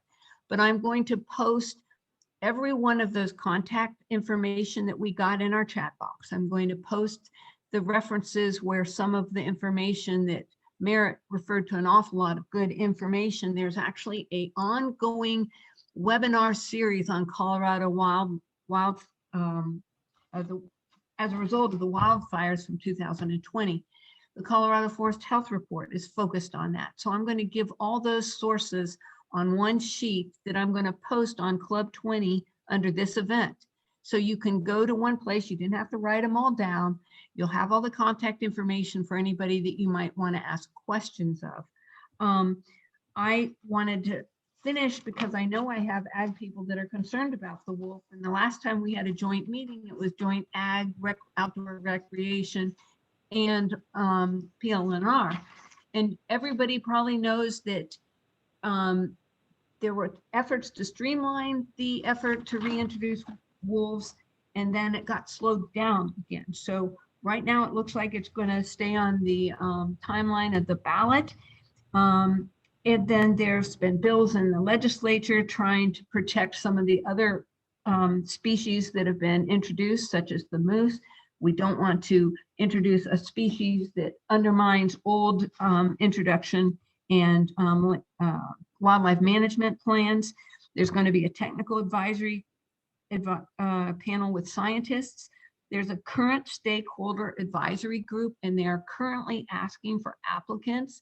Club 20 will represent, but all of our Club 20 counties, anybody needs to know, you can apply to be on that stakeholder advisory group. The applications are out. We'll have a link again on the Club 20 page. There's also a new group they're suggesting, which will be made up of county commissioners to give input to the introduction of wolves. We know we want these in slope. We have asked, as Club 20, we want meetings, public meetings on the Western Slope where these wolves will be introduced so that the folks that live in the neighborhood can be part of the conversation. That's part of the reason why it'll probably take the full length of time before we introduce. Thank you, Doug Munger. Not just the moose, but the sage grouse. We've worked so hard on so many other wildlife management issues. We don't want to undermine what good work we've done in the past. So the newest timeline coincides with the ballot initiative, and there have been suggestions of dusting off the 2004 study, but we know there's been multiple studies on wolves, and so there's a lot of information to digest and to get out to the public. It's been very difficult under COVID. You're going into areas where we have very bad internet, back to the internet committee and the broadband group of Club 20. But how do you really integrate this conversation with ranchers that don't even have good internet? So that's my briefing. If you have questions, feel free to call me or email me. Ron Velarde is probably not with us anymore. He was going to be on as well, but we simply ran out of time. So I do want you to think about the principles that we will be posting. I will be sending it to my advisory committee. If you want to get more involved with the PLNR or water advisory committees and dig into this stuff, please let Christian know, and she will refer your email to me so we can include you in these work sessions. And we've had town halls on some of the innovative practices that are happening across the Western Slope. But the only way we can keep up, there's so much happening, is if we include more work sessions and that type of efforts going forward. And please note at our spring conference, which is April 8th and 9th. The spring conference was moved up one day from its originally scheduled date. So the executive committee meeting, board of directors meeting, and awards banquet will be April 8th. And the program for spring conference will be Friday, April 9th at the Doubletree Hotel in Grand Junction. And we have a panel on this very subject of what we're talking about today. So it's really front and center for the Western Slope. So please join us for that. Thank you for bearing with us. I'm sorry we went 20 minutes over. I still consider that a success with how much we covered in one meeting. So if there's any other chats, put it in the chat box or email Christian and she'll let us know, and we can follow up with any questions you may still have. Thanks again to Mark and Kathy Fackler and Chevron. The other sponsors have sponsored over the past 2 weeks, and we're all interconnected. Yesterday, we learned a lot in ag that is very pertinent to PLNR and water. So thanks to all, M4 Ranch Group, Mark and Kathy, and Chevron and Tri-State for supporting Club 20. And if you're just listening and want to be a member, contact Christian and Brittany again. we'd love to have you as paid members so that you get to vote on these resolutions and be in our loop as we learn more information. Christian, any final comments, or Merritt?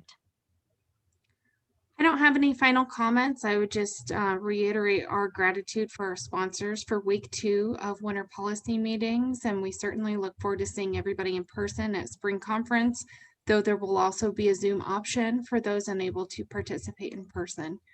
Merritt, did you have anything to add? Yeah, just thank you everyone for all of our committee chairs for these past weeks of these policy meetings. That's very important. And thanks for everybody for participating in these calls. This is, in my opinion, where the rubber meets the road, where we really get these things hashed out to make good recommendations to the full board. So I really appreciate the work that is done in the policy committees. Thank you. Brad or Christian? Also, I'm sorry, Brad, or I don't mean Christian. Christrice, I think we lost. Marty, any comments from my other co-chairs? You're fine, Cindy.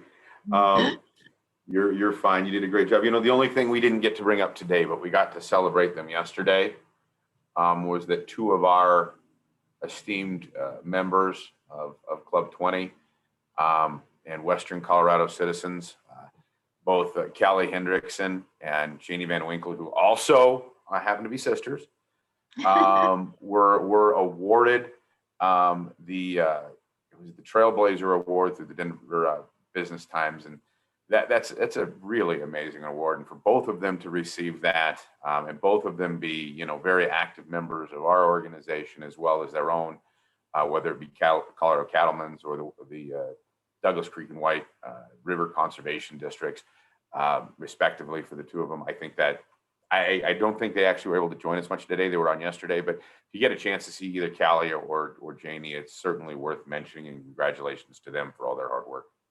Thank you, Brad. Marty, are you still here? Any comments from you? You're muted. No comments. Just that was great. Congratulations to them, and thanks, Nancy, for pulling so much of this together, and Brad and Merritt. Okay, thank you, everybody. We'll see you at spring conference on the 8th and 9th of April.